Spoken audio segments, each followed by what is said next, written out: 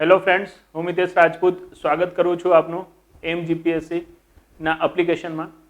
વિદ્યાર્થી મિત્રો, આના પહેલાના વિડીયોમાં આપણે વાત કરી હતી જાહેર આવકના વિડીયોની. આ વિડીયોમાં આપણે વાત કરવાનું છે જાહેર ખર્ચની, રાઈટ. જેમ કે મેં કીધું કે જાહેર આવક અને જાહેર ખર્ચનો હિસાબ સરકાર ક્યાં રજૂ કરે છે? તો બજેટમાં જ રજૂ કરે છે. આના પહેલા બજેટમાં આપણે શું જોયું હતું? જે જાહેર આવકનો હિસાબ છે જોયો તો. હવે જાહેર ખર્ચનો હિસાબ જોવાનો છે. અને આવક હોય કે ખર્ચ હોય કેટલું દર્શાવવામાં આવે છે? 100 પૈસા. બસ ખાલી 100 પૈસાની કિંમત શું હોય છે? દર વર્ષે ચેન્જ થતી જાય છે. જેમ કે આ વર્ષે બજેટમાં 100 પૈસાની કિંમત કેટલી છે? તો 34,85 કરોડ કે 83 કરોડની આજુબાજુની છે, રાઈટ. એટલે આનો મિનિંગ છે 100 પૈસા. હવે એ 100 પૈસા સરકાર ક્યાં ક્યાંથી લાવે છે? તો આપણે જોઈ લીધું કે મહેસૂલી આવક અને મૂડી આવકમાંથી લાવે છે. હવે ખર્ચ ક્યાં ક્યાં કરે છે આપણે જોવાનું છે. તો જે રીતે સરકારની આવકના બે પ્રકાર છે ને, જાહેર આવક અને મહેસૂલી આવક અને મૂડી આવક, એ જ રીતે શું છે સરકારના ખર્ચના બે પ્રકાર છે. અને સરકારના ખર્ચના કયા બે પ્રકાર છે? તો સરકારના જે ખર્ચના બે પ્રકાર છે એ છે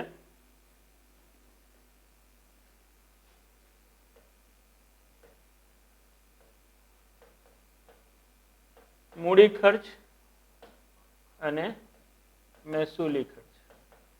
મૂડી ખર્ચ અને મહેસૂલી ખર્ચ, રાઈટ. હવે જે છે ને, હવે બજેટમાં સરકાર મૂડી ખર્ચ અને મહેસૂલી ખર્ચ આ રીતે બતાવતી હોય છે, right. Capital receipt, this capital expenditure and revenue expenditure.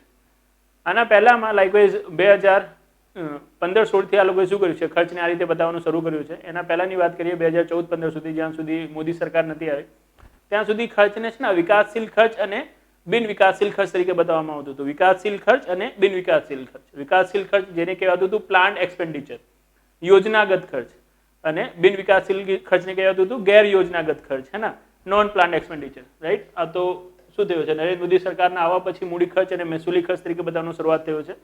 એના પહેલા ખર્ચને કયા ખર્ચ તરીકે બતાવવામાં આવતું હતું? એના પહેલા ખર્ચને વિકાસશીલ અને બિન વિકાસશીલ ખર્ચ તરીકે બતાવવામાં આવતું હતું. કેવા ખર્ચ તરીકે? વિકાસશીલ અને બિન વિકાસશીલ ખર્ચ. હવે વિકાસશીલ ખર્ચ છે, રાઈટ, એને કહેવાય છે કે ભાઈ પ્લાન્ટ એક્સપેન્ડિચર, યોજનાગત ખર્ચ. અને આને શું કહેવાય છે? આને કહેવાય છે નોન પ્લાન્ટ એક્સપેન્ડિચર. કેવો પ્લાન્ટ? Non plant. હવે જો બેઝિકલી આ કોન્સેપ્ટ અહીંયા થોડું સમજી લેજો. આ બહુ ઇમ્પોર્ટન્ટ છે પ્રીના કોન્સેપ્ટથી બી અને આપણા મેન્સના કોન્સેપ્ટથી બી. લાઇકવાઇઝ કોને કહેવાય વિકાસશીલ ખર્ચ અને કોને કહેવાય બિન વિકાસશીલ ખર્ચ? હે ના. તો ઓલવેઝ યાદ રાખજો કે ભાઈ વિકાસશીલ ખર્ચ કોને કહેવાય છે? વિકાસશીલ ખર્ચ એવા ખર્ચાઓને કહેવાય છે. વિકાસશીલ ખર્ચ એવા ખર્ચાઓને કહેવાય છે જે ખર્ચાઓથી શું થાય છે? જે ખર્ચાઓથી દેશમાં વિકાસના કાર્યો થાય છે ને, કોઈના કોઈ ઇન્ફ્રાસ્ટ્રક્ચર નિર્માણ થાય છે, સરકારની આવકનો સ્ત્રોત ઊભો થાય છે. બિન વિકાસશીલ ખર્ચ કોને કહેવાય છે? તો બિન વિકાસશીલ ખર્ચ એવા ખર્ચને કહેવાય છે જેનાથી દેશમાં કોઈ વિકાસનું કાર્ય નહીં થતું અને સરકારની કોઈ આવકના સ્ત્રોત ઊભા નહીં થતા, રાઈટ. હવે બટ ઓબ્વિયસ છે, સરકાર કયો ખર્ચ વધારે દેખાવાનો પ્રયાસ કરશે? તો જે વિકાસશીલ ખર્ચાઓ છે એ જ વધારે દેખાવાનો પ્રયાસ કરશે ને, પ્લાન્ટ એક્સપેન્ડિચર. અને નોન પ્લાન્ટ એક્સપેન્ડિચરને શું કરશે? ઓછું દેખાવાનો પ્રયાસ કરશે, જેનાથી લોકોને લાગે સરકાર શું કરી રહી છે? વિકાસના ઘણા બધા કાર્યો કરી રહી છે. તો હવે જો તમને નોન પ્લાન્ટ એક્સપેન્ડિચર ઓછું દેખાવું છે તો કયા કયા એક્સપેન્ડિચર ઘટાડવા પડશે? એને આપણે હવે સમજવું પડશે કે ભાઈ નોન પ્લાન્ટ એક્સપેન્ડિચરમાં સરકાર કયા કયા એક્સપેન્ડિચરને ગણે છે, કયા કયા ખર્ચને ગણે છે. તો નોન પ્લાન્ટ એક્સપેન્ડિચરમાં સરકાર ગણે છે રક્ષા ખર્ચ, જે ડિફેન્સ એક્સપેન્ડિચર છે. એનાથી શું નહીં થવાનું? એનાથી તો દેશમાં કોઈ વિકાસ નહીં થવાનો. એના પછી શું છે? તો એના પછી છે પેન્શન ખર્ચ. પેન્શન અને પગાર. પગાર અને પેન્શન ઓલવેઝ યાદ રાખજો શેમાં આવે છે? બિન વિકાસશીલ ખર્ચમાં આવે છે. એનાથી બી કોઈ ઇન્ફ્રાસ્ટ્રક્ચર નહીં બનતું, રાઈટ. ને સાથે સાથે શું થાય છે? સરકારની આવકના કોઈ સ્ત્રોત તૈયાર થાય છે. એના પછી છે જીવનમાં સબસિડીનો ખર્ચ. કયો ખર્ચ? જીવનમાં સબસિડીનો ખર્ચ, હે ના. એના પછી ચોથો ખર્ચ આપ યાદ રાખજો. ચોથો ખર્ચ કયો છે? તો ચોથો ખર્ચ છે વ્યાજ ચૂકવણી. કયો ખર્ચ? વ્યાજ ચૂકવણી, રાઈટ. તો રક્ષા ખર્ચ, પેન્શન, પગાર અને પેન્શનનો ખર્ચ, રાઈટ, સબસિડીનો ખર્ચ અને વ્યાજ ચૂકવણી. આ ખર્ચાઓ શેમાં મૂકવામાં આવે છે? આ ખર્ચાઓ મૂકવામાં આવે છે જીવનમાં બિન વિકાસશીલ ખર્ચાઓમાં. અને બાકી બધા જે શું કરે છે? સરકાર ખર્ચાઓ કરે છે ને, જેમ કે યોજનાઓનો ખર્ચ થતો હોય છે કે કોઈ ઇન્ફ્રાસ્ટ્રક્ચરના નિર્માણના માટેનો ખર્ચ હોય છે, એ બધા ખર્ચને લોકો ક્યાં ગણે છે? એ બધા ખર્ચ લોકોને ગણે છે વિકાસશીલ ખર્ચમાં, કે આનાથી શું થાય છે? ડેવલપમેન્ટનું કામ થાય છે. હવે જેમ કે તમે કીધું કે મોદી સરકાર પહેલા, આ તો 15-16 થી આ લોકો ચાલુ કર્યું ને. મોદી સરકાર પહેલા એ લોકોએ શું કર્યું કે મોદી સરકાર પહેલા આ લોકો હંમેશા શું કરતા હતા? જે પ્લાન એક્સપેન્ડિચર છે એને વધારે બતાવતા હતા અને નોન પ્લાન એક્સપેન્ડિચર ઉપર કાપ મૂકતા હતા. હવે નોન પ્લાન એક્સપેન્ડિચર ઉપર તમે કાપ મૂકો તો શું એની કોઈ આડઅસર આવશે? તો બટ ઓબ્વિયસ છે આવશે કે ભારત આટલો મોટો શું છે દેશ છે, એની પાસે શું છે? જે જળ સીમા છે બહુ વધારે છે, થર્ડ સીમા બી આપણી આટલી મોટી છે, એને આટલા બધા દેશોથી લાગે છે, તો એના માટે આપણને શું કરવું પડશે? એને સુરક્ષિત કરવા માટે રક્ષા ખર્ચ કરવું પડશે. એની સાથે સાથે અહીંયા શું છે, ઇન્ડિયામાં જે ઇન્ટરનલ સિક્યુરિટીનો મુદ્દો છે, આંતરિક સુરક્ષાનો મુદ્દો છે, એ બી મોટી પાયામાં આપણને જોવા મળે છે. તો એના માટે આપણે રક્ષા ખર્ચ કરવું પડશે, રાઈટ. તો અહીંયાથી જ એક મેન્સનો ક્વેશ્ચન નીકળે છે કે ભારત જેવા વિકાસશીલ દેશ માટે રક્ષા ખર્ચનો વધારે હોવું આ વિકાસમાં અવરોધ સ્વરૂપ ગણી શકાય છે. તમારા વિચારો જણાવો, રાઈટ. હવે જેમ કે આપણે વાત કરી કે ભાઈ રક્ષા ખર્ચ ક્યાં ગણવામાં આવે છે, તો રક્ષા ખર્ચ ગણવામાં આવે છે બિન વિકાસશીલ ખર્ચમાં, હે ને. તમે નવા શું લઈ રહ્યા છો જીવનમાં? અપાચે હેલિકોપ્ટર લઈ રહ્યા છો, રોમિયો હેલિકોપ્ટર લઈ રહ્યા છો, હે ને, S-400 મિસાઇલ ડિફેન્સ સિસ્ટમ લઈ રહ્યા છો. એનાથી તો શું નહીં થવાનું? એનાથી તો દેશમાં કોઈ વિકાસનું કાર્ય નહીં થવાનું, હે ને. ભારત જેવા દેશમાં શું કરવું જોઈએ? ભારત જેવા દેશમાં તમને ઇન્ફ્રાસ્ટ્રક્ચરના વિકાસ માટે કાર્ય કરવું જોઈએ, રોડ બનાવવું જોઈએ, ડેમ બનાવવું જોઈએ, હે ને, સાથે સાથે એરપોર્ટ્સ બનાવવા જોઈએ, રેલવે સ્ટેશન્સ બનાવવા જોઈએ, રાઈટ, IITs બનાવવી જોઈએ. પણ એ બધું છોડીને આપણે આ બધું શું કરી રહ્યા છે? શસ્ત્રો ખરીદી રહ્યા છે, આટલી મોટી શું કરી રહ્યા છે? લશ્કર તૈયાર કરી રહ્યા છે. તો શું આ દેશના વિકાસમાં અવરોધ સ્વરૂપ નથી? શું એને ઓછું ના કરવું જોઈએ? તો આન્સર આવશે નહીં, રાઈટ. જે રક્ષા ખર્ચ છે, રાઈટ, એ ભલે બિન વિકાસશીલ ખર્ચ, પણ ભારતના દેશની શું છે સ્થિતિને જોતા અત્યારે કરવું શું છે? આ જરૂરી છે. કેમ કે ભારત શું છે? વિશ્વમાં 7મા નંબરનો સૌથી મોટામાં મોટો દેશ છે, એના ભારત પાસે શું છે? 7,500 કિલોમીટરની જડીય સીમા છે. એની સાથે સાથે ભારતના સ્થળીય સીમાથી 7 દેશોની શું લાગે છે? સરહદો લાગે છે, જેમાં પાકિસ્તાન અને ચીન જેવા દેશોની શું નથી? જે સંબંધો છે ભારત જોડે સારા નથી. ભારતમાં આંતરિક સુરક્ષાનો મુદ્દો છે, તો સીમા સુરક્ષા, આંતરિક સુરક્ષા, હે ને, દરિયાઈ સુરક્ષા, એના માટે શું છે? આ ખર્ચ કરવો જરૂરી છે. જો સરકાર દ્વારા હાલમાં ખર્ચમાં કાપ મૂકવામાં આવશે તો દેશની રાષ્ટ્રીય સુરક્ષા ઉપર ખતરો ઉભો થઈ શકે છે. અને કોઈ બી દેશની કે કોઈ બી સરકારની ફર્સ્ટ પ્રાયોરિટી જે હોય છે, પ્રાથમિક જે શું હોય છે, એનો મુદ્દો હોય છે શું હોય છે? રાષ્ટ્રીય સુરક્ષાનો જ હોય છે. અત્યારે તમે શું કરશો? જો બિન વિકાસશીલ ખર્ચને તમે શું કરી રહ્યા છો? કાપ મૂકી રહ્યા છો અને રક્ષા ખર્ચને એમાં ગણી રહ્યા છો, અને એમાં તમે શું કરશો? રક્ષા ખર્ચ ઓછું કરતા જશો, તો પછી આપણી રાષ્ટ્રીય સુરક્ષા જોડે શું થઈ જશે? સમજૂતી જઈ જશે, હે ને ભાઈ. દેશમાં વિકાસ ત્યારે થશે જ્યારે તમે શું કરશો? જ્યારે જીવનમાં તમે જે દેશ છે દેશને સાચવી રાખશો. જો રક્ષા ખર્ચ અત્યારે ઘટાડી દો તો શું થઈ જશે? કાલે ઉઠીને ચાઇના ઇન્ડિયામાં આવી જશે અને ઇન્ડિયાનું નામ રાખી દેશે ચાઇના. તો દેટ ઇઝ ઇટ, હે ને. દેશ જ નહીં રહે તો પછી શું વિકાસ કરશો? તો એટલા માટે ભારતમાં શું નથી અત્યારે? રક્ષા ખર્ચ ઘટાડવાની કોઈ જરૂરિયાત નથી કે રક્ષા ખર્ચ ઘટાડવું શું નથી અત્યારે દેશના હિતમાં નથી.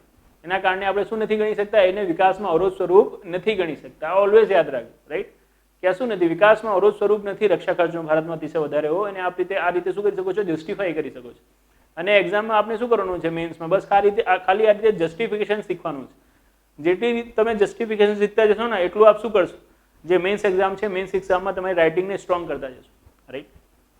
હવે રક્ષાની સાથે સાથે સબસિડીની વાત કરીએ તો સબસિડી જે છે, રાઈટ, એ શું સરકાર ઉપર ભારણ સ્વરૂપ છે કે સબસિડી આપવી જરૂરી છે? એની હમણાં ચર્ચા કરીશું જ્યારે આપણે સબસિડીનો ખર્ચ કેટલો છે બતાવીશું. પણ અત્યારે આ વિકાસશીલ અને બિન વિકાસશીલ ખર્ચ, હે ને, એના ઉપર જો કોઈ ક્વેશ્ચન બનાવવામાં આવે કે સરકાર દ્વારા વિકાસશીલ અને બિન વિકાસશીલ ખર્ચ દર્શાવવાની પ્રક્રિયાને હવે બંધ કરી દેવામાં આવ્યો છે, એના કારણો જણાવીને વિકાસશીલ અને બિન વિકાસશીલ ખર્ચની પ્રગતિ વિશે શું કરો? ચર્ચા કરો. તો આપ ઓલવેઝ યાદ રાખજો, વિકાસશીલ ખર્ચ એવા ખર્ચાનો કહેવાય છે તેમાંથી શું થાય છે? માળખાકીય સુવિધાનો વિકાસ થાય છે અને સરકારની આવકના સ્ત્રોત ઊભા થાય છે. બિન વિકાસશીલ ખર્ચ કોને કહેવાય છે? જે સરકારને શું કરવું પડે છે? દર વર્ષે ખર્ચ કરવું પડે છે અને જેનાથી દેશમાં માળખાકીય સુવિધાનું નિર્માણ નહીં થતું અને સરકારની કોઈ બી આવકના સ્ત્રોત તૈયાર નથી થતા, એને બિન વિકાસશીલ ખર્ચ કહેવાય છે, હે ને. ભારત સરકાર દ્વારા રક્ષા ખર્ચ, સબસિડીનો ખર્ચ, રાઈટ, એની સાથે સાથે પગાર અને પેન્શનનો ખર્ચ, વ્યાજ ચૂકવણીનો ખર્ચ, અને બીજું એક આપણે યાદ રાખી શકો છો મેન્ટેનન્સ. મેન્ટેનન્સને આપણે ગુજરાતીમાં કહી શકીએ છીએ, મેન્ટેનન્સને શું કહો છો? મેન્ટેનન્સ જ કહો છો ને, સમારકામ. તો મેન્ટેનન્સનો ખર્ચ, હે ને, આ ખર્ચને શું કરવામાં આવે છે? આ ખર્ચને બિન વિકાસશીલ ખર્ચ તરીકે ગણવામાં આવે છે. જનતા દ્વારા, સરકાર દ્વારા વિકાસ. તો આ રીતે રક્ષા ખર્ચ, સબસિડીનો ખર્ચ, વ્યાજ ચૂકવણીનો ખર્ચ, રાઈટ, સાથે સાથે મેન્ટેનન્સનો ખર્ચ, આ બધાને બિન વિકાસશીલ ખર્ચમાં શું કરે છે? મૂકવામાં આવે છે. અને સરકાર શું લાગે? જે પબ્લિક છે, પબ્લિકને સારું લાગે કે ભાઈ સરકાર વિકાસના કાર્યો ઘણા બધા કરી રહી છે, એના કારણે આ બિન વિકાસશીલ ખર્ચાઓ ઉપર શું કરે? કાપ મૂકે. હવે બિન વિકાસશીલ ખર્ચાઓ ઉપર આપ જો કાપ મૂકો છો તો આ કહેવા માટે બિન વિકાસશીલ છે, પણ દેશની પરિસ્થિતિને જોતા હજી બી શું છે? આ બહુ જરૂરી છે. હા, જેમ કે રક્ષા ખર્ચ કેમ જરૂરી છે એની ચર્ચા આપણે કરી ગયા, એ જ રીતે આપણે હમણાં જોઈશું આગળ સબસિડી કેમ જરૂરી છે. તો આ દેશની શું છે? જે અત્યારની પરિસ્થિતિ છે એના જોતા જરૂરી છે, પણ જો આપ અત્યારે એમાં કાપ મૂકી દેશો તો પછી બટ ઓબ્વિયસ શું થશે? જેની આડઅસર છે, અસર જોવા મળશે.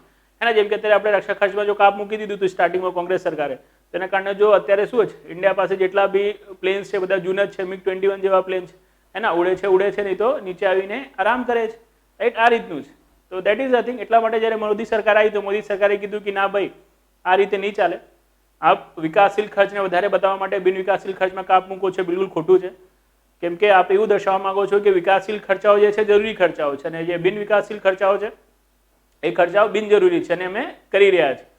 પણ કોઈ બી ખર્ચો શું નથી હોતો, બિનજરૂરી નહીં હોતો. ખર્ચો તો શું હોય છે, ખર્ચ હોય છે, હે, બટ ઓબ્વિયસ છે ને યાર, કોઈ બી શું નહીં કરે, વ્યક્તિ પૈસા વેફરશે તો નહીં, કોઈના કોઈની શું હશે, યુટિલાઇઝેશન તો હશે જ, તો જ કરવામાં આવી રહ્યું હશે.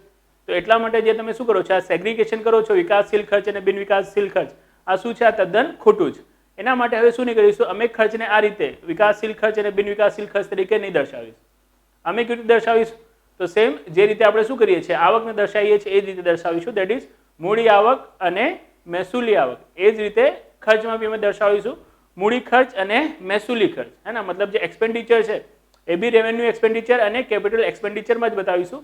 વિકાસશીલ અને બિન વિકાસશીલનો અલગથી એકાઉન્ટિંગ અમે નહીં આપીશું, રાઈટ. તો મોદી સરકાર પછી 2015-16થી આ પ્રક્રિયાને છોડી દેવામાં આવ્યું અને 2015-16ના પ્રક્રિયામાંથી જે બજેટ બનાવવાની શું થઈ છે, શરૂઆત થઈ છે, એમાં આપણે શું કરીએ છીએ, ખાલી capital receipt and revenue receipt આ આવકમાં બતાવીએ છીએ, અને જાવકમાં આપણે કેપિટલ એક્સપેન્ડિચર અને રેવન્યુ એક્સપેન્ડિચર મતલબ મહેસૂલી ખર્ચ અને મૂડી ખર્ચ જ બતાવીએ છીએ, રાઈટ.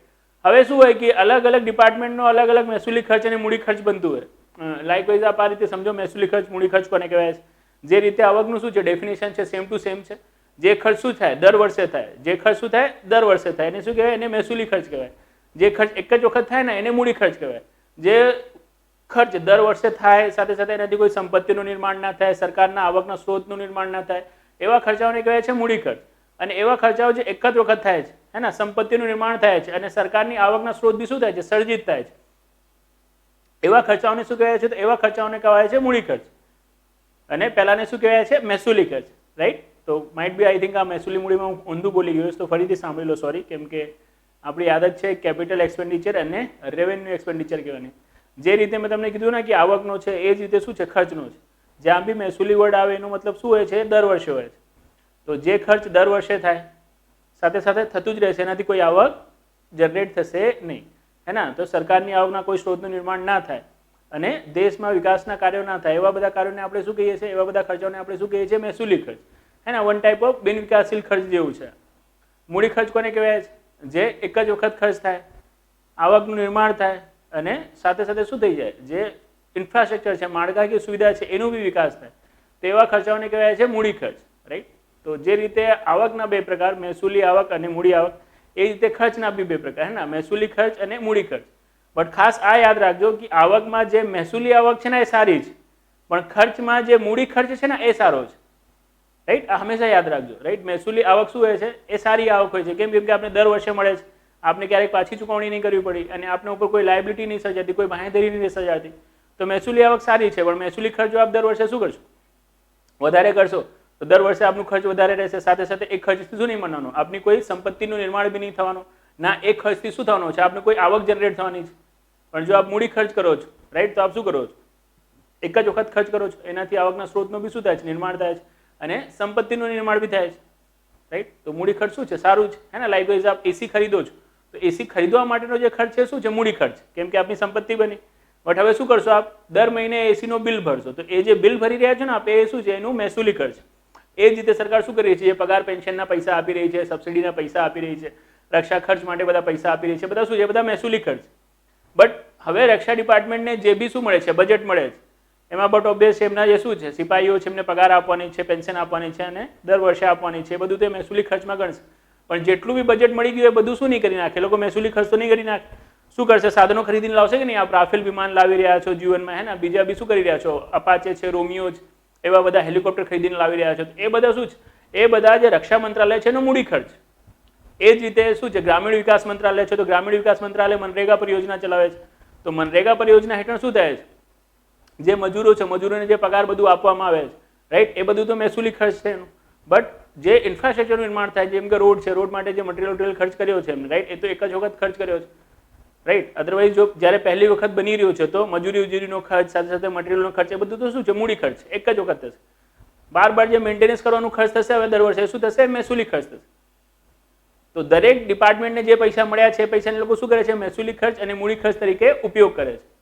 રાઈટ? એટલા માટે શું હોય છે કે જ્યારે બજેટ રજૂ થાય છે તો બજેટમાં જે ડિપાર્ટમેન્ટને જેટલા પૈસા મળ્યા છે, મંત્રાલયોને જેટલા પૈસા મળ્યા છે, રાઈટ, એ જ શું કરી દેવામાં આવે છે? દર્શાવી દેવામાં આવે છે. એને પછી લોકો શું કરે છે? મૂડી ખર્ચ અને મહેસૂલી ખર્ચમાં બાયફર્કેટ કરે છે કે ભાઈ આ રૂપિયા જેટલા આપણે મળ્યા છે, રક્ષા મંત્રાલયને જો સમજો 3.5 લાખ કરોડ મળ્યા છે, તો પછી રક્ષા મંત્રાલયના બાયફર્કેશન હશે કે ભાઈ આટલું એનું શું છે? મહેસૂલી ખર્ચ છે ને આટલું આનું શું છે? મૂડી ખર્ચ. પણ જ્યારે બજેટ છે તો બજેટમાં શું કરાય છે લોકો? જે ટોટલ એમાઉન્ટ છે બજેટનું ખર્ચ કરવા માટેની, એમાં જે મેજર ચંક્સ, એ મેજર ચંક્સ શું કરે છે? દર્શાવી છે. હે ને? જેમ કે અત્યારે જે બજેટમાં ખર્ચ છે, બજેટમાં ખર્ચને કેવી રીતે દર્શાવે છે? તો વિકાસશીલ ખર્ચ અને બિન વિકાસશીલ ખર્ચ તરીકે નહીં દર્શાવતા. સીધું કેન્દ્ર સરકાર બતાવે છે કે ભાઈ અમે પોતે શું કરવાના છીએ, કેટલા ખર્ચ કરવાના છીએ અને રાજ્યોને અમે કેટલું આપવાના છીએ. હે ને? જેમ કે તમે અત્યારે જોશો તો આ છે રૂપીઝ ગોઝ ટુ રૂપીઝ ક્યાં ક્યાં ખર્ચ થાય છે. તો સરકારના જે મોટા મોટા ખર્ચા હોય છે કયા હોય છે? રક્ષા ખર્ચ છે, સબસિડીનો ખર્ચ છે, બરાબર છે ને, વ્યાજ ચૂકવણી છે, યોજનાઓ ઉપરનું શું છે? ખર્ચ છે, પેન્શન ઉપરનો ખર્ચ. આ બધું જો ખર્ચ છે, આ બધા ખર્ચને આપણે જો વ્યવસ્થિત રીતે ગોઠવવી હોય, વ્યવસ્થિત રીતે યાદ રાખવું હોય તો આપ કેવી રીતે યાદ રાખી શકો છો? તો બહુ સિમ્પલ રીતે યાદ રાખી શકો છો કે જે ખર્ચ છે ને, આ ખર્ચને આ બે પ્રકારમાં આ રીતે બનાવી શકો છો કે ભાઈ જે ખર્ચ છે, રાઈટ, છે તો ટોટલ 100 પૈસા. ટોટલ કેટલું છે? તો ટોટલ છે 100 પૈસા. કેમ કે આવક પૈસા 100 પૈસા છે તો ખર્ચ બી કેટલું છે? 100 પૈસા. કેમ કે આપણે શું કરી રહ્યા છે? બેલેન્સ બજેટિંગ કરી રહ્યા છે. હવે આ જે 100 પૈસાનો ખર્ચ, હવે આ 100 પૈસાનો જે ખર્ચ હે ને, એને કેવી રીતે આપણે દર્શાવીશું? તો જો એ 100 પૈસાના ખર્ચમાંથી અમુક પૈસા તો શું કરવું પડે છે? અમુક પૈસા કેન્દ્ર સરકારને રાજ્યોને આપવું દેવું પડે છે. કોને આપી દેવું પડે છે? રાજ્યોને. રાઈટ? અને રાજ્યોને જેટલા પૈસા મળે છે એને કહેવાય છે ભાઈ રાજ્યોનો હિસ્સો. રાઈટ? ભારતમાં જેમ કે આપને ખબર હોય શું છે? સંઘવાદ. અને જે દેશમાં બી શું હોય છે? સંઘવાદનું સિસ્ટમ હોય છે. ત્યાં આપને ખબર હોય છે કે કેવું હોય છે કે ભાઈ કેન્દ્ર સરકાર બી હોય છે, રાજ્ય સરકાર બી હોય છે, અને બંને પાસે શું હોય છે? પાવર હોય છે ને. પાવર સેગ્રીગેશન મતલબ શું છે? સંઘવાદ. ઇન્ડિયામાં એવું જ હે ને, કેન્દ્ર સરકાર બી છે, રાજ્ય સરકાર બી છે, પાવર સેગ્રીગેશન બી છે. રાઈટ? કેન્દ્ર સરકાર પાસે બી શું છે? નાણાકીય સ્ત્રોતો છે. રાજ્યો પાસે બી શું છે? નાણાકીય સ્ત્રોત છે. પણ રાજ્યો પાસે જે નાણાકીય સ્ત્રોત છે ને એ શું છે? બહુ નાના છે, બહુ સ્મોલ છે. રાઈટ? જેમ કે આપણે ટેક્સેસમાં જોયું હતું, ટેક્સમાં જોયું તમે જે બધા મોટા મોટા ટેક્સ છે ને, કોર્પોરેટ ટેક્સ હોય કે જીવનમાં ઇન્કમ ટેક્સ હોય, રાઈટ, એ બધા ટેક્સેસ કોની પાસે છે? એ બધા કેન્દ્ર સરકાર પાસે છે. રાજ્યો પાસે છે એ બધા કેવા ટેક્સેસ છે? નાના નાના ટેક્સ. એટલીસ્ટ ડાયરેક્ટ ટેક્સમાં તો આપણે આવું કહી શકીએ છીએ ને કે ભાઈ ખેતીની આવક પરનો કર, રાઈટ, સાથે સાથે વ્યવસાય વેરો, હે ને, આ બધા જે ટેક્સેસ છે શું છે? બહુ સ્મોલ છે. વ્યવસાય વેરો છે 200 રૂપિયા જ લાગે છે દર મહિને. આપણે જેમ કે વાત કરી હતી, ખેતી આવક પરનો કર શું નહીં લેતી? રાજ્ય સરકારો લેતી જ નથી. તો રાજ્ય સરકારની આવકના સ્ત્રોત શું છે? નાના છે. અને કેન્દ્ર સરકારની આવકના સ્ત્રોત શું છે? મોટા છે. એટલા માટે શું કરવું જોઈએ? કેન્દ્ર સરકારોને દર વર્ષે રાજ્યોને મદદ કરવી જોઈએ. રાઈટ? અને એટલા માટે શું કરે છે? કેન્દ્ર સરકાર દર વર્ષે રાજ્યોને મદદ કરે બી છે. પોતા જે કરવેરા કલેક્ટ કરીને લાવે છે એનું અમુક હિસ્સો શું કરે છે? રાજ્યોને ચૂકવે છે. પણ કેન્દ્ર સરકાર રાજ્યોને કેટલો હિસ્સો ચૂકવશે ને એનું જે ડિસિઝન છે એ કેન્દ્ર સરકાર પોતે નથી લેતી. કેમ કે જો એ પોતે ડિસિઝન લેશે તો બટ ઓબ્વિયસ છે પાર્શિયાલિટી થઈ શકે છે કે ભાઈ કેન્દ્ર સરકાર શું છે? જો બીજેપીની છે તો જે રાજ્યોમાં શું છે? બીજેપીની ગવર્મેન્ટ છે એમને શું કરે? એમને વધારે પૈસા આપે. અને જે રાજ્યોમાં બીજેપીની ગવર્મેન્ટ નથી, હે ને, નોન બીજેપી ગવર્મેન્ટ છે, મતલબ કોંગ્રેસની ગવર્મેન્ટ છે કે આમ આદમી પાર્ટી છે, એવું છે, એમને ઓછા પૈસા આપે. અને જેના કારણે શું ના થાય? રાજ્યમાં વિકાસ ના થાય. એના કારણે શું થાય? જ્યારે પછી ઇલેક્શન આવે તો બીજેપી કહેશે કે ભાઈ જો બીજી સરકાર લાવશો તો આવું જીવનમાં થશે, આપો અમને વોટ આપો. પણ એવું થઈ નહીં શકતું. કેન્દ્ર સરકાર શું નહીં કરી શકતી? રાજ્યો જોડે પાર્શિયાલિટી નથી કરી શકતી. કેમ નથી કરી શકતી?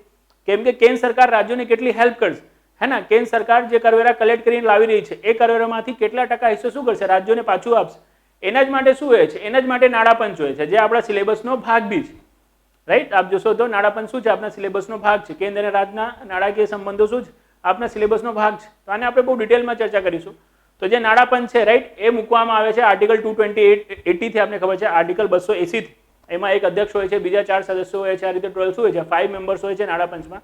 અને આ જે નાણાપંચ, રાઈટ, આ જ નાણાપંચ ભલામણ કરે છે કે ભાઈ જે કેન્દ્રીય કરવેરા છે, કેન્દ્ર સરકાર જે બધા કરવેરા લઈને આવી રહી છે, જેમ કે કોર્પોરેટ ટેક્સ છે, સાથે સાથે ઇન્કમ ટેક્સ છે, બરાબર, સાથે સાથે જીએસટીમાં છે સીજીએસટીની રકમ છે, રાઈટ, જેટલા બી આપણે કેન્દ્રીય પ્રત્યક્ષ કરવેરા કીધા છે એ બધા કેન્દ્રીય પ્રત્યક્ષ કરવેરા શું હોય છે? ડિવાઇડિંગ પુલના ભાગ હોય છે. ડિવાઇડિંગ પુલના ભાગ મતલબ એ કરવેરા જે કલેક્ટ તો શું કરશે? કેન્દ્ર સરકાર. પછી એ વહેંચાઈ જશે કોના વચ્ચે? કેન્દ્ર અને રાજ્યો વચ્ચે. એને કહેવાય છે ટેક્સ ઓફ ડિવાઇડિંગ પુલ. તે બધા કરવેરા જે આપણે શું કરી દીધું? જે કેન્દ્ર સરકારના પ્રત્યક્ષ કરવેરામાં જોયું હતું ને, જેમ કે કેપિટલ ગેઇન ટેક્સ બી આપણે તમને બતાવ્યો હતો, કોર્પોરેટ ટેક્સ બી આપણે બતાવ્યો હતો, યાદ હોય તો જીવનમાં, ભૂલી ગયા હોય તો ખબર નહીં, રાઈટ? લાગ્યો છે ટેક્સેશન 1 અને ટેક્સેશન 2, તો ટેક્સેશન 2 ના લેક્ચરમાં આપણે જોયું હશે. એ બધા કરવેરા કલેક્ટ તો કેન્દ્ર સરકાર કરે છે, લગાવે બી છે કેન્દ્ર સરકાર, પણ પછી શું કરે છે? એ કેન્દ્ર સરકાર અને રાજ્ય સરકાર વચ્ચે વિતરિત થઈ જાય છે કે ભાઈ આ જે ટોટલ કરવેરાનું કલેક્શન છે એમાંથી અમુક ટકા શું આપવાનું છે આપણને રાજ્યોને પાછું આપી દેવાનું છે. કેટલા ટકા પાછું આપવાનું છે ને એના જ માટે નાણાપંચની નિમણૂક થાય છે. અને નાણાપંચની નિમણૂક કેટલા વર્ષ માટે થાય છે? 5 વર્ષ માટે. જે બી નાણાપંચ પોતાની ભલામણ આપશે કે ભાઈ જેટલો તમે ટેક્સ કરીને કલેક્ટ કરીને લાવી રહ્યા છો એના શું કરો, એના 42% જો રાજ્યોને પાછો આપી દો, હે ને? જેમ કે 14માં નાણાપંચે કરી હતી, તો 42% રાજ્યોને પાછો આપી દો. મતલબ શું થયું કે ભાઈ 100 કરોડ રૂપિયા શું કર્યું છે? જો કેન્દ્ર સરકારે ટેક્સ કલેક્ટ કર્યું છે તો આ 100 કરોડમાંથી શું થશે? 42 કરોડ એને રાજ્યોને પાછું આપી દેવાનું હશે, રાઈટ? અને આ ભલામણ કેટલા વર્ષ સુધી? 5 વર્ષ સુધી ચાલશે. પછી જ્યારે આનો ટર્મ પૂરો થશે, જેમ કે જે 14મો ફાઇનાન્સ કમિશન છે એનો ટર્મ પૂરો થઈ ગયો અને હવે કોનો ટર્મ ચાલી રહ્યો છે? તો એ ચાલી રહ્યો છે 15 ફિનાન્સ કમિશનનો ટર્મ, હે ને? આ વર્ષથી 2021 થી 2025 સુધીનો એનો ટર્મ છે. તો 15માં ફિનાન્સ કમિશને કીધું છે કે ભાઈ શું કરવાનું છે? રાજ્યોને કેન્દ્રીય કરવેરાના 41% આપવાનું છે. તો જો 100 કરોડ શું થયા છે? કલેક્ટ થયા છે, તો 41 કરોડ કોને આપી દેવાના? રાજ્યોને પાછું આપી દેવાના. હવે કયા ફોર્મ્યુલાથી આપવાના, હે ને? એની બી શું કરે છે? એની બી ભલામણ નાણાપંચ જ કરે છે. કેવી રીતે કરે છે? 14માં અને નાણાપંચમાં 15માં નાણાપંચના ફોર્મ્યુલામાં શું ડિફરન્સ છે એના ઉપર હમણાં ક્વેશ્ચન જીપીએસસી પૂછ્યું હતું. ફરીથી માહિતી કોઈ એક્ઝામમાં આપણે પૂછાઈ જાય, કેમ કે કરંટનો ટોપિક છે તો આપણે જોઈ લઈશું અત્યારે લેક્ચરમાં. પણ જેમ કે મેં તમને કીધું કે શું કરે છે? કેન્દ્ર સરકાર અમુક પૈસા રાજ્યોને પાછા આપે છે. કેમ? કેમ કે ભાઈ રાજ્યોના આવકના સ્ત્રોત શું છે? નાના છે. હવે જેટલા પૈસા કેન્દ્ર સરકાર રાજ્યોને પાછું આપી દે છે એને શું કહેવાય છે? એને કહેવાય છે રાજ્યોનો હિસ્સો. અને જેટલું કેન્દ્ર સરકાર પોતે વાપરે છે, જેટલું કેન્દ્ર સરકાર શું કરે છે? પોતે આપે છે, એને શું કહેવાય છે? એને કહેવાય છે કેન્દ્રીય ખર્ચ. શું કહેવાય છે? કેન્દ્રીય ખર્ચ. તો કેન્દ્રીય ખર્ચ મતલબ જે કેન્દ્ર સરકાર પોતે વાપરે છે. 100 પૈસા પોતે વાપરતી નથી. કયા પૈસા પોતે વાપરે છે? તો જેમ કે વ્યાજ ચૂકવણી. કઈ ચૂકવણી જીવનમાં? વ્યાજ ચૂકવણી. જેમ કે બજેટ 2021-22માં વ્યાજ ચૂકવણી કેટલા પૈસા છે? તો 2021-22માં વ્યાજ ચૂકવણી છે 20 પૈસા, રાઈટ? એના પછી રક્ષા ખર્ચ, હે ને? રક્ષા ખર્ચ. તો રક્ષા ખર્ચ કેટલા પૈસા છે? તો રક્ષા ખર્ચ આઈ થિંક અબાઉટ 8 પૈસા, રાઈટ? પછી સબસિડી શું છે જીવનમાં? સબસિડી. તો સબસિડીનો ખર્ચ કેટલા પૈસા? તો સબસિડીનો ખર્ચ છે જીવનમાં 9 પૈસા, બરાબર? એના પછી છે જીવનમાં પેન્શનનો ખર્ચ. પેન્શનનો ખર્ચ. તો પેન્શનનો ખર્ચ કેટલા પૈસા બતાવ્યો છે 2021-22ના બજેટમાં? તો એ બતાવ્યું છે 10 પૈસા, નોટ 20-21, સોરી, 2021-22ના બજેટમાં તો 10 પૈસા, રાઈટ? આપણું 21-21 ચાલે તો આપણે એ જ કહી દઈએ છીએ. 21-22ના બજેટમાં તો 10 પૈસા. એના પછી સોરી, પેન્શન ખર્ચ 5 પૈસા. એના પછી અન્ય ખર્ચ. કયા ખર્ચ જીવનમાં? અન્ય ખર્ચ. અને અન્ય ખર્ચ કેટલા પૈસા છે? તો અન્ય ખર્ચ છે 10 પૈસા. આ રીતે આટલા ખર્ચ શું કરે છે? કેન્દ્ર સરકાર પોતે કરે છે. પછી આ ખર્ચમાંથી શું કરવાનું હોય છે? મીન્સ આ ખર્ચમાંથી નહીં, આ ટોટલ 100 પૈસાના ખર્ચમાંથી એને અમુક શું કરવાનું હોય છે? રાજ્યોને પાછું આપવાનું હોય છે. હવે રાજ્યોને કયા કયા હિસાબે મળે છે તમને જોઈ લેવાનો. તો એક તો મેં કીધું કે ભાઈ નાણાપંચ છે, નાણાપંચ શું કરે છે? કરવેરામાં હિસ્સો આપવાનું કહે છે કે ભાઈ જીવનમાં શું કરો? તમે જે કરવેરા કલેક્ટ કરીને લાવી રહ્યા છો એ કરવેરામાંથી અમુક હિસ્સો શું કરો? રાજ્યોને પાછું આપો. તો કરવેરામાં હિસ્સો તરીકે શું મળે છે? રાજ્યોને એક રકમ મળે છે. હવે કરવેરામાં હિસ્સા તરીકે જે રાજ્યોને રકમ મળે છે એ ટોટલ ખર્ચના કેન્દ્ર સરકારના કેટલા ટકા થઈ જાય છે? તો 100% થઈ જાય છે. એટલા માટે એને શું કહેવાય છે કે ભાઈ રાજ્યોને કરવેરામાં હિસ્સા પેટે મેં કેટલું ખર્ચ કરી દીધું છે? 16 પૈસા આપવામાં ખર્ચ કરી દીધું છે, હે ને? જેમ કે સમજો આ વાતને બહુ સિમ્પલ રીતે કે 100 પૈસા સરકારની ટોટલ આવક છે.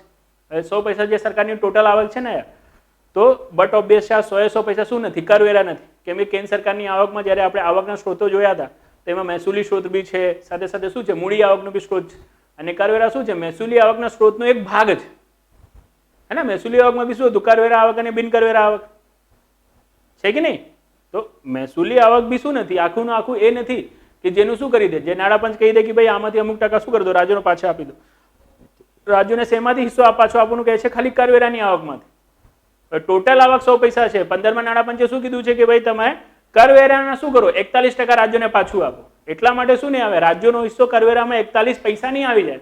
નહીં તો તમે ગણો કે 100 પૈસામાંથી 41 પૈસા આપી દે. ટોટલ આવકના નથી, કરવેરાની આવકના, હે ને? જેમ કે મારી આવક શું સમજો કેન્દ્ર સરકારની આવક શું છે? 100 કરોડ રૂપિયા છે. અને આ 100 કરોડ રૂપિયામાં શું છે? એની લોનની રકમ બી છે, જે મૂડી આવક છે, સાથે સાથે સંપત્તિ વેચીને જે આવક ઊભી કરી છે, રાઈટ? એ આવક બી છે, હે ને? જેને આપણે શું કહીએ છીએ? બિન ઋણ મૂડી આવક. એની સાથે સાથે સ્પેક્ટ્રમથી થતી આવક, રાઈટ? દાન પેટે મળતી રકમ, દંડ પેટે મળતી રકમ, એ બધું બી છે. એ શું છે? બિન કરવેરા મહેસૂલી આવક. તો આટલી આવકમાંથી તો હિસ્સો નહીં આપવાનો, ખાલી શેમાંથી આપવાનો છે? કરવેરા આવકમાંથી આપવાનો છે. અને 100 કરોડમાંથી કરવેરાની આવક કેટલી છે? તો 100 કરોડમાંથી કરવેરાની આવક છે સમજો જીવનમાં 10 કરોડ રૂપિયા. હવે આ 10 કરોડ રૂપિયાને શું કરવું પડશે? 41% પાછું આપવું પડશે. 10 કરોડ રૂપિયાને 41% શું થશે? તો 4.1 કરોડ થયો કે નહીં? અને આ 4.1 કરોડ 100 કરોડના કેટલા ટકા થયા? તો 4.8% થયા. 4.8% મતલબ 4.1 પૈસા. તો શું કરવામાં આવશે? જો કેન્દ્ર સરકાર દ્વારા પોતાની આવકના 4.8% રાજ્યોને પાછું આપી દેવામાં આવે તો થઈ ગયું ને, રાજ્યોને 41% પાછા મળી ગયા.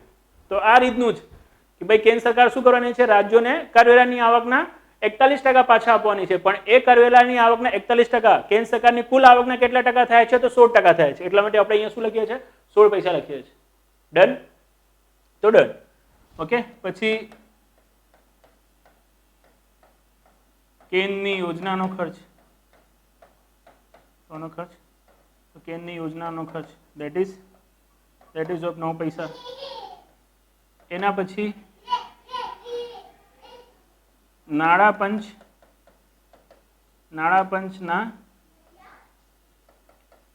પંચના ભલામણથી થતી સહાય.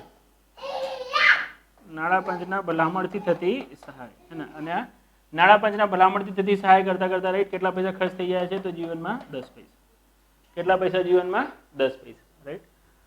તો 10 પૈસા, 9 પૈસા અને 16 પૈસા. તો 10 અને 16 થઈ ગયા 26. અને 26 અને 9 થઈ ગયા જીવનમાં કેટલા? તો 26 અને 9 થઈ ગયા 35. બરાબર? જોઈએ આપણું ગણિત બરાબર બેસ્યો છે કે નહીં. રાજ્યોના હિસ્સા તરીકે ટોટલ કેન્દ્ર સરકાર કેટલું આપે છે? 35 પૈસા. તો પોતે કેટલું ખર્ચ કરવું જોઈએ? તો પોતે ખર્ચ કરવું જોઈએ 65 પૈસા. કેમ કે 65 + 35 that is equals to 100. Right. હવે જો આ 65 થાય છે કે નહીં? 20 ને 8 28, 28 ને 9 37, 37 ને 5 37 ને 5 37 ને 5 42 અને 42 ને 10 52. ક્યાંક તો આપણે લોચો માર્યો છે. આવો જીવનમાં જોઈએ લોચો ક્યાં માર્યો છે? બરાબર ને? કશું છૂટી ગયું છે?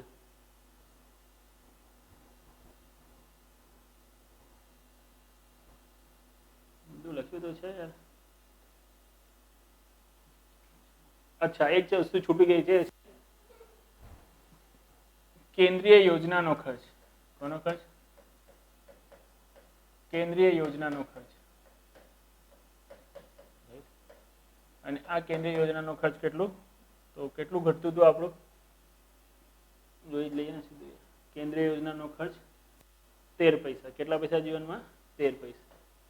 તો શું થતું? તો 52 તો થઈ ગયું છે ને. અને 52 + 13 તો થઈ ગયા 65. હે ને? આ રીતે આ 65 પૈસા કેન્દ્ર સરકાર પોતે ખર્ચ કરશે. અને 100 પૈસામાંથી શું થાય છે? જે 35 પૈસા છે રાજ્યોને મળી જાય છે.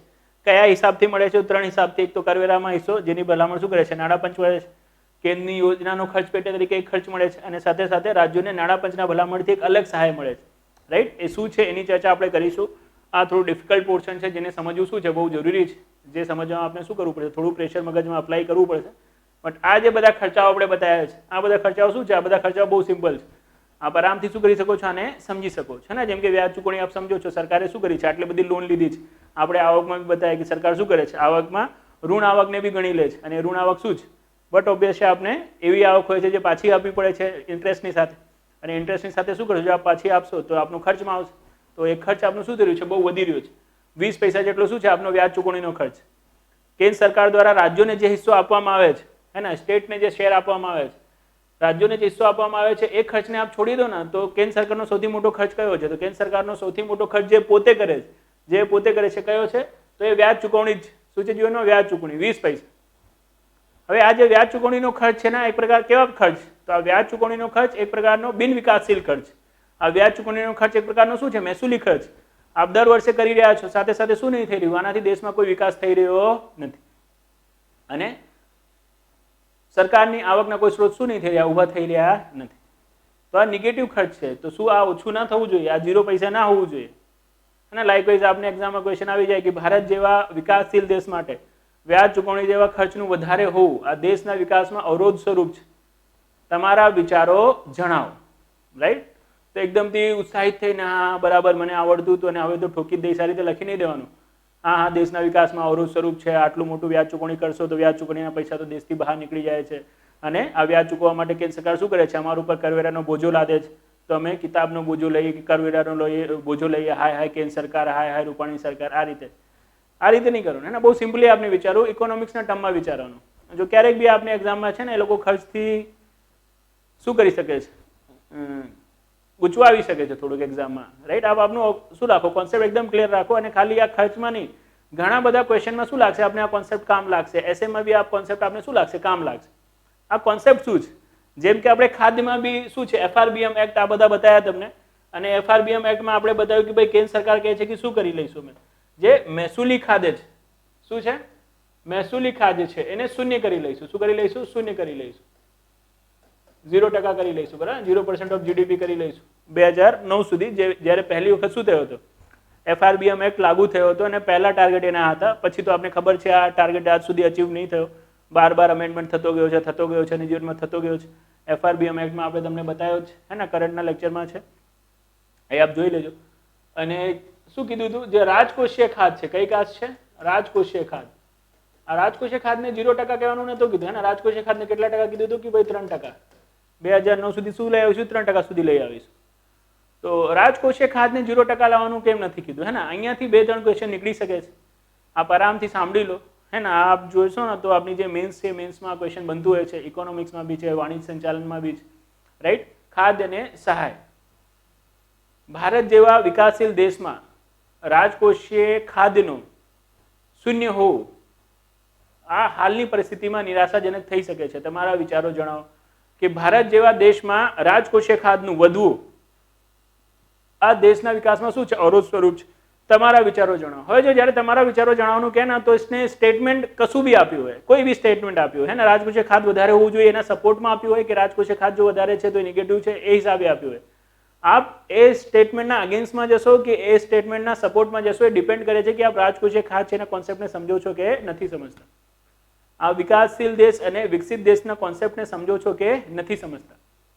જેમ કે હું તમે કહું કે ભાઈ વિકસિત દેશ હોય કે વિકાસશીલ દેશ હોય, ને કોઈ બી દેશ માટે શું નથી હોતું, કોઈ બી દેશ માટે મહેસૂલી ખાધ શું નથી હોતી, ક્યારેક બી પોઝિટિવ હોતી નથી, રાઈટ. કેમ પોઝિટિવ નથી હોતી મહેસૂલી ખાધ, તો એટલા માટે મહેસૂલી ખાધ પોઝિટિવ નહીં હોતી કેમ કે મહેસૂલી ખાધ શું છે, આપ જોઈ ગયા છો ખાધના લેક્ચરમાં કે ભાઈ મહેસૂલી ખર્ચ માઇનસ મહેસૂલી આવકનો શું છે, ડિફરન્સ. અને જો આપ મહેસૂલી ખાધી કરી રહ્યા છો તો આપનો શું છે, મહેસૂલી ખર્ચ વધારે છે અને મહેસૂલી આવક ઓછી છે. જો આપનો મહેસૂલી ખર્ચ વધારે છે અને મહેસૂલી આવક ઓછી છે, એનો મતલબ શું થઈ ગયું, ભાઈ આપનો પગાર ઓછો છે, પણ એના કરતા શું કરી રહ્યા છો, આપ જલસામાં વધારે ઉડાવી રહ્યા છો. કેમ કે આપની મહેસૂલી આવક તો શું ગણશો, આપ પગાર જ ગણશો કે નહીં, અને જે આપના રોજે રોજના ખર્ચ છે આપને જલસામાં ગણશો. તો જેટલી કમાઓ છો એના કરતાં વધારે ખર્ચ કરો છો, અને ખર્ચને પૂરું કરવા માટે ક્યાં લાવો છો, લોન લઈને આવશો. અને લોન લઈને જે આવો છો એનાથી કોઈ સંપત્તિ નથી ખરીદ રહ્યા, એને જલસામાં ઉડાવી રહ્યા છો. તો જલસામાં ઉડાવવાના કારણે શું નહીં થાય, એ જે તમારી લોનની રકમ છે એનાથી કોઈ શું તમારી આવક ક્રિએટ નહીં થાય, કોઈ સંપત્તિનું નિર્માણ નહીં થાય. ઉપરથી લોન લીધું છે તમને શું કરવું પડશે, વ્યાજ બી ભરવું પડશે. તો આ નેગેટિવ છે, આવું ના થવું જોઈએ. તમારું રોજનું ખર્ચ તમારા રોજની આવક કરતાં શું હોવું જોઈએ, ઓછું હોવું જોઈએ. મહેસૂલી ખાદ્ય ના હોવું જોઈએ, શું હોવું જોઈએ, મહેસૂલી પુરાંત હોવું જોઈએ. That is positive. કોઈ બી દેશ હોય, વિકસિત દેશ હોય કે વિકાસશીલ દેશ હોય, કોઈ બી દેશ માટે મહેસૂલી ખાધ શું નહીં થઈ શકતી, ક્યારેક ભી અસરકારક સાબિત થઈ શકતી નથી. મહેસૂલી ખાધ શું હોવું જોઈએ, શૂન્ય જોવું જોઈએ. મહેસૂલી પુરાંત અસરકારક થઈ શકે છે. આપ જેટલું કમાવો છો રોજે રોજ એના કરતાં ઓછું રોજે રોજ શું કરો છો, ખર્ચ કરો છો, તો જ મહેસૂલી પુરાંત આવશે. કેમ કે મહેસૂલી ખર્ચ બરાબર રોજનું ખર્ચ અને મહેસૂલી આવક બરાબર રોજની આવક. રોજ મતલબ એક વર્ષ ઉપર આપણે કહીએ છીએ ને, જે શું થાય છે, રિઅકરિંગ હોય છે, એને શું કહીએ છીએ. જો આવક હોય તો મહેસૂલી આવક, અને જો રિઅકરિંગ શું હોય, ખર્ચ હોય તો એને મહેસૂલી ખર્ચ, રાઈટ. આપનું પગાર વધારે છે પણ આપનું શું છે, ઘરનું ખર્ચ મહિનાનું ઓછું છે, દર વર્ષે શું થશે, દર મહિને શું થશે, આપની સેવિંગ થશે. પછી એ સેવિંગથી શું કરી શકશો છો, આપ કોઈ સંપત્તિ ખરીદી શકો છો, જેનાથી બી શું થશે, આપની આવકનું નિર્માણ થશે. તો આ રીતે જો મહેસૂલી પુરાંત હોય છે તો એ પુરાંતનો આપ શું કરી શકો છો, એ પુરાંતનો ઉપયોગ આપ મૂડી ખર્ચ તરીકે કરી શકો છો. અને જો મૂડી ખર્ચ તરીકે આપ કરશો તો એનાથી સંપત્તિનું નિર્માણ થશે, આપના આવકના સ્ત્રોત શું થશે, ક્રિએટ થશે, જે આપની શું કરશે, લાઈફને સુવિધાજનક બનાવશે. સેમ એ રીતે શું છે, દેશમાં બી છે. દેશમાં શું ના હોવું જોઈએ, મહેસૂલી ખાદ્ય ના હોવી જોઈએ, એની જગ્યાએ શું હોવું જોઈએ, મહેસૂલી પુરાંત. કેમ કે જો મહેસૂલી પુરાંત હશે તો દેશની જે શું છે, દર વર્ષની આવક છે, એ આવક કરતાં શું હશે, ખર્ચ વધારે, એ આવક કરતાં શું હશે, જે ખર્ચ છે ખર્ચ ઓછો હશે. તો દેશ પાસે મતલબ સરકાર પાસે શું થશે, પૈસા વધશે, અને એ પૈસાનો સરકાર શું કરશે, અલગ અલગ યોજનાઓ બનાવવામાં, સડક બનાવવામાં, રાઈટ, સાથે અલગ અલગ યોજનાઓ બનાવવામાં, નહીં મતલબ અલગ અલગ યોજનાઓ થ્રુ સડક બનાવવામાં, એરપોર્ટ બનાવવામાં, રેલવે સ્ટેશન વિકસિત કરવામાં ખર્ચ કરશે. જેનાથી શું થશે, દેશમાં વિકાસના કાર્યો થશે, હે ને, એમ્પ્લોયમેન્ટ જનરેટ થશે. ખ્યાલ આવે કે ને, ઇન્ફ્રાસ્ટ્રક્ચરનો વિકાસ થશે, જેના કારણે ઉદ્યોગને શું કરશે, વિકાસને ગતિ મળશે. તો દેશમાં વિકાસના કાર્યો થશે. એના કારણે કોઈ બી દેશ શું નહીં કરતો, જે મહેસૂલી ખાદ્ય છે, એક મહેસૂલી ખાદ્યને વધારવાનો પ્રયાસ નહીં કરતો, હંમેશા એને ઓછું જ રાખવાનો પ્રયાસ કરે છે. અદરવાઇઝ હંમેશા શું રાખે છે, ઝીરો જ રાખે છે, રાઈટ. અને ઝીરો છોડો, જો આપનું શું હોય, જે મેનેજમેન્ટ છે સારું છે કે જે તમારું છે ખર્ચ છે, ખર્ચ ઉપર કંટ્રોલ મસ્ત હોય, તમે શું કરો છો મહેસૂલી ખાતની જગ્યાએ મહેસૂલી પુરાંત રાખો છો ના. જેમ કે ગુજરાત સરકાર પોતાના બજેટમાં શું દર્શાવતી હતી? મહેસૂલી પુરાંત દર્શાવતી હતી. હવે આ વર્ષના બજેટમાં મહેસૂલી ખાત આવી તો બટ ઓબ્વિયસ છે આવશે જ આવશે, કેમ કે શું થઈ ગયું કોરોનાના કારણે સરકારને ઘણો બધો ખર્ચ કરવો પડ્યો, રાઈટ. તો એના કારણે સરકારનો મહેસૂલી ખર્ચ વધી ગયો, એવો ખર્ચ જેનાથી શું નહીં થયું, આવકનો કોઈ સ્ત્રોતનું નિર્માણ થયો નહીં, કોઈ વિકાસના કાર્યો થયા નહીં. તો મહેસૂલી આવકની જગ્યાએ શું થઈ ગયું, જે મહેસૂલી ખર્ચ છે વધી ગયું, સાથે સાથે જે આવક હતી એમાં બી કરવેરામાં છૂટ આપવાની પડી, ટેક્સ કલેક્શન નહીં થઈ શક્યું બરાબર, કેમ કે ઉદ્યોગો શું હતા, બંધ હતા. તો આવક ઘટી અને ખર્ચ વધ્યો તો મહેસૂલી ખાત તો આવવાનો જ હતો. અને તમે જોશો તો છેલ્લા 7 વર્ષથી કન્ટિન્યુઅસલી શું કરી રહી હતી, જે ગુજરાત સરકાર છે મહેસૂલી પુરાંત રજૂ કરી રહી છે. ભારત સરકાર મહેસૂલી ખાત જ રજૂ કરી રહી છે, હે ને. ભારત સરકાર પાસે મહેસૂલી પુરાંત નહીં થઈ, કેમ કે ભારત સરકારને શું કરવાનું છે, આખા દેશ વિશે જોવાનું છે, રક્ષા ખર્ચ કરવાનો છે, સબસિડીનો ખર્ચ કરવાનો છે, આટલો મોટો વ્યાજ ચૂકવણીનો ખર્ચ કરવાનો છે, અને આ બધા મેજર ચંક શું છે, બહુ મોટા છે. એની સામે શું છે, જે મહેસૂલી આવક છે એ ઓછી છે. એના કારણે ભારતમાં શું છે, મહેસૂલી ખાધ છે, મહેસૂલી પુરાંત છે નહીં. પણ ગુજરાત છે તો ગુજરાતમાં શું છે, જે લોકોની આવક છે સારી છે, એટલું બધું એમને સબસિડી નથી આપવી પડતી સરકારને, એટલી બધી શું નહીં કરવી પડતી, ગરીબો માટે યોજનાઓ નથી ચલાવવી પડતી, લોન નથી લઈ રાખ્યું ગુજરાત સરકારે કેન્દ્ર સરકાર પાસેથી વધારે, એના કારણે વ્યાજ ચૂકવણી નથી કરવી પડતી. એના કારણે અહીંયા શું છે, જે મહેસૂલી ખાત છે ને ઓછું કરીને મહેસૂલી પુરાંતમાં કન્વર્ટ કરવું ઇઝી છે. નેશનલ લેવલ ઉપર એટલો બધો ઇઝી છે નહીં, બરાબર. તો આજનું મહેસૂલી ખાધનો કોન્સેપ્ટ યાદ રાખજો મેન્સ માટે. રાજકોષીય ખાધનું બી કોન્સેપ્ટ થોડું મેન્સ માટે યાદ રાખજો, ક્યારેક બી આપણે નિબંધમાં શું થશે, યુઝ થઈ શકે છે. લાસ્ટ ટાઈમ એ લોકોએ ખાદ્યના પ્રકારો ઉપર ક્વેશ્ચન પૂછ્યું હતું, તો થઈ શકે છે આ વખતે શું થાય, જે ખાધનો બેઝિસ છે, મતલબ જે ખાધનો ક્રક્સ છે એના ઉપર કોઈ ક્વેશ્ચન પૂછે કે ભારત જેવા વિકાસશીલ દેશ માટે, કેવા દેશ માટે, ભારત જેવા વિકાસશીલ દેશ માટે રાજકોષીય ખાધનો શૂન્ય હોવું આ વિકાસની પ્રક્રિયામાં અવરોધ સ્વરૂપ છે, તમારા વિચારો જણાવો. તો યસ, કોઈ બી દેશ જો શું છે, ડેવલપિંગ કન્ટ્રીના સ્ટેટમાં છે, કયા સ્ટેજમાં છે, ડેવલપિંગ કન્ટ્રી.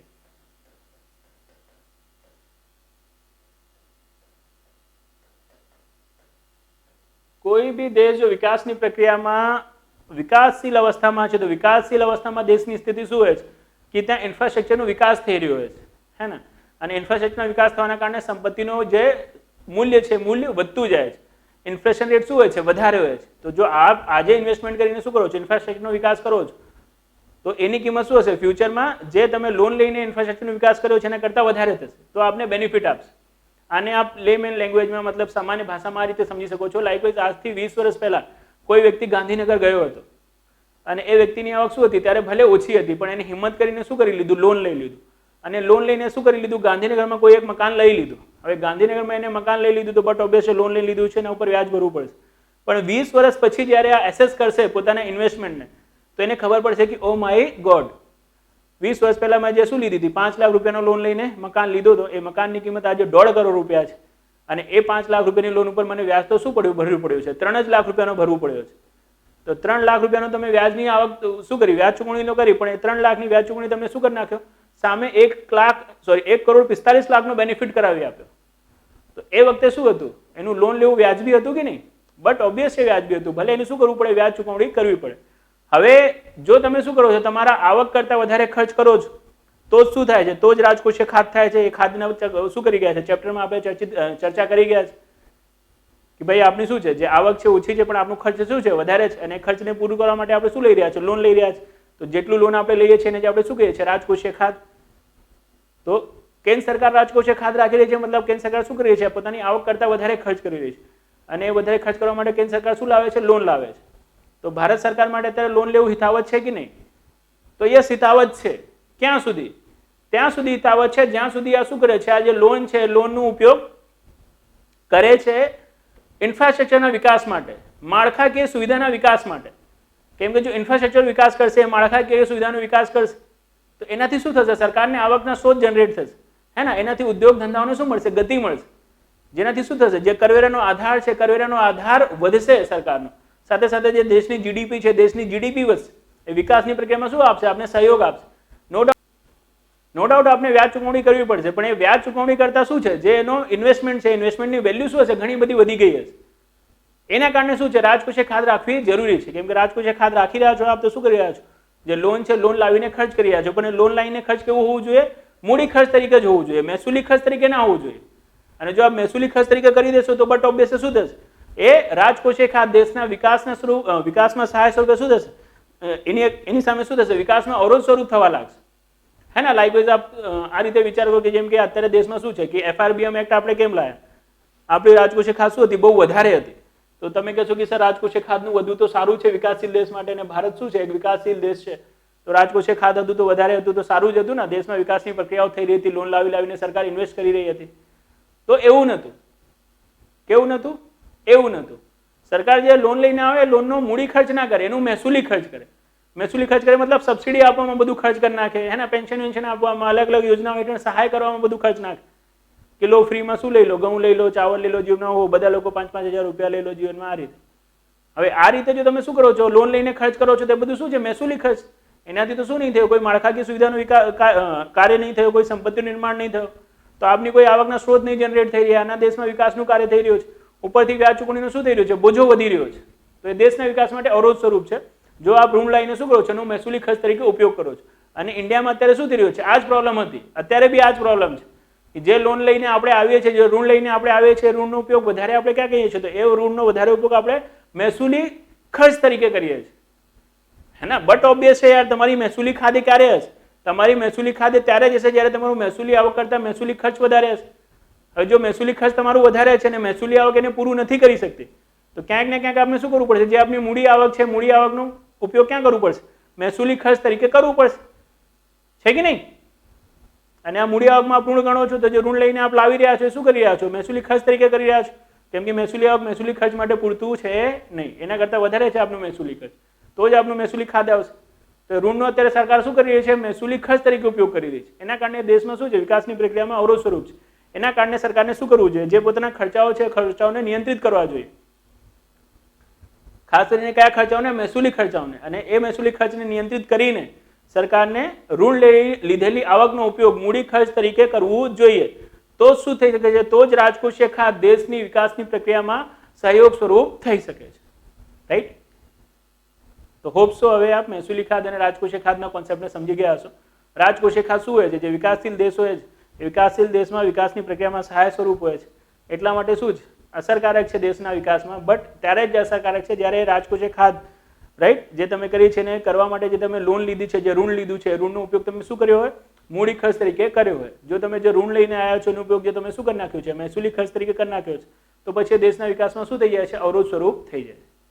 ઓકે, તો દેટ ઇઝ ઇટ.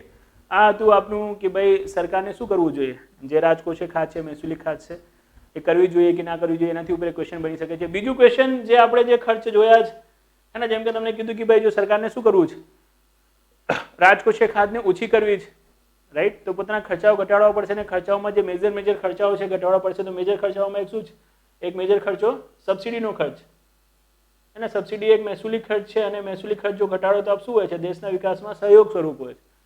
તો કેન્દ્ર સરકારને શું કરવું જોઈએ, સબસિડીનો ખર્ચ ઘટાડવું જોઈએ, જેનાથી શું થઈ શકે, જેનાથી ઋણ આવકનો ઉપયોગ મૂડી ખર્ચ તરીકે થઈ શકે. રાઈટ. પણ હાલની પરિસ્થિતિમાં એવા જોવામાં આવી રહ્યું છે કે દર વર્ષે સરકાર શું કરી રહી છે, બજેટમાં સબસિડીનો ખર્ચ ઘટાડવાની જગ્યાએ વધારી રહી છે. કે કાં તો આપણે આવું કહી શકીએ છીએ કે કેન્દ્ર સરકારને શું કરવું પડી રહ્યું છે, સબસિડીનો ખર્ચ વધારવું પડી રહ્યું છે. તો કેમ આવું થઈ રહ્યું છે, આવો એને શું કરી લઈએ, જોઈ લઈએ. આ બહુ ઇમ્પોર્ટન્ટ છે, પ્રી માટે બી, મેન્સ માટે બી. સબસિડીના પ્રકારને લઈને શું થઈ શકે છે, ક્વેશ્ચન થઈ શકે છે. સબસિડી કેવી રીતે શું આપે છે, આપને કેન્દ્ર સરકાર આપે છે, એના માટે કઈ કઈ સ્કીમ છે, એના લઈને ક્વેશ્ચન થઈ જશે.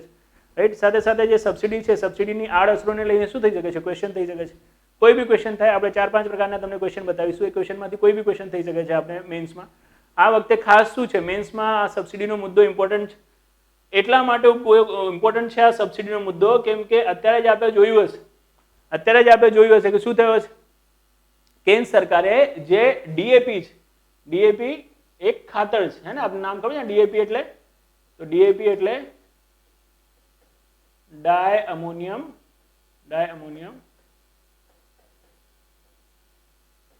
ફોસ્ફેટ. ડાયઅમોનિયમ ફોસ્ફેટ.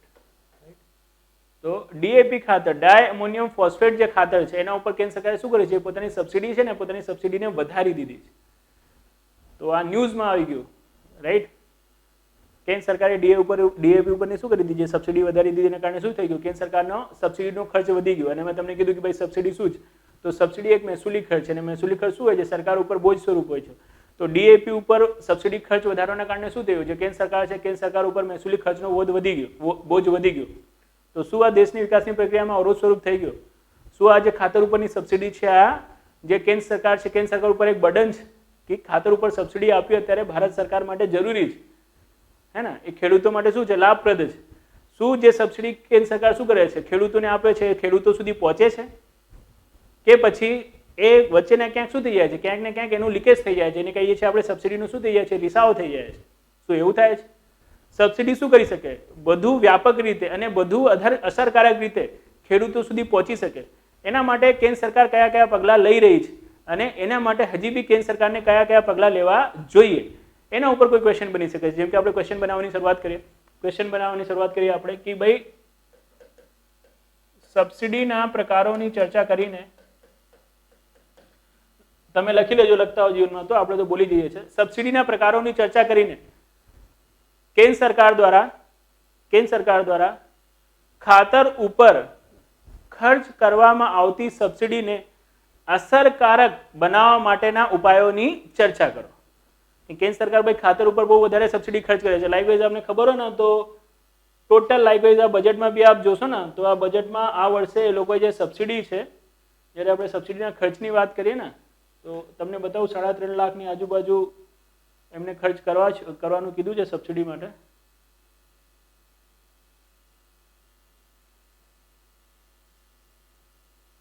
આનું પ્રોસેસર લાગે છે ધીમે ચાલી રહ્યું છે જીવનમાં, એટલા માટે બ્લેન્ક આપને થોડું દેખાશે,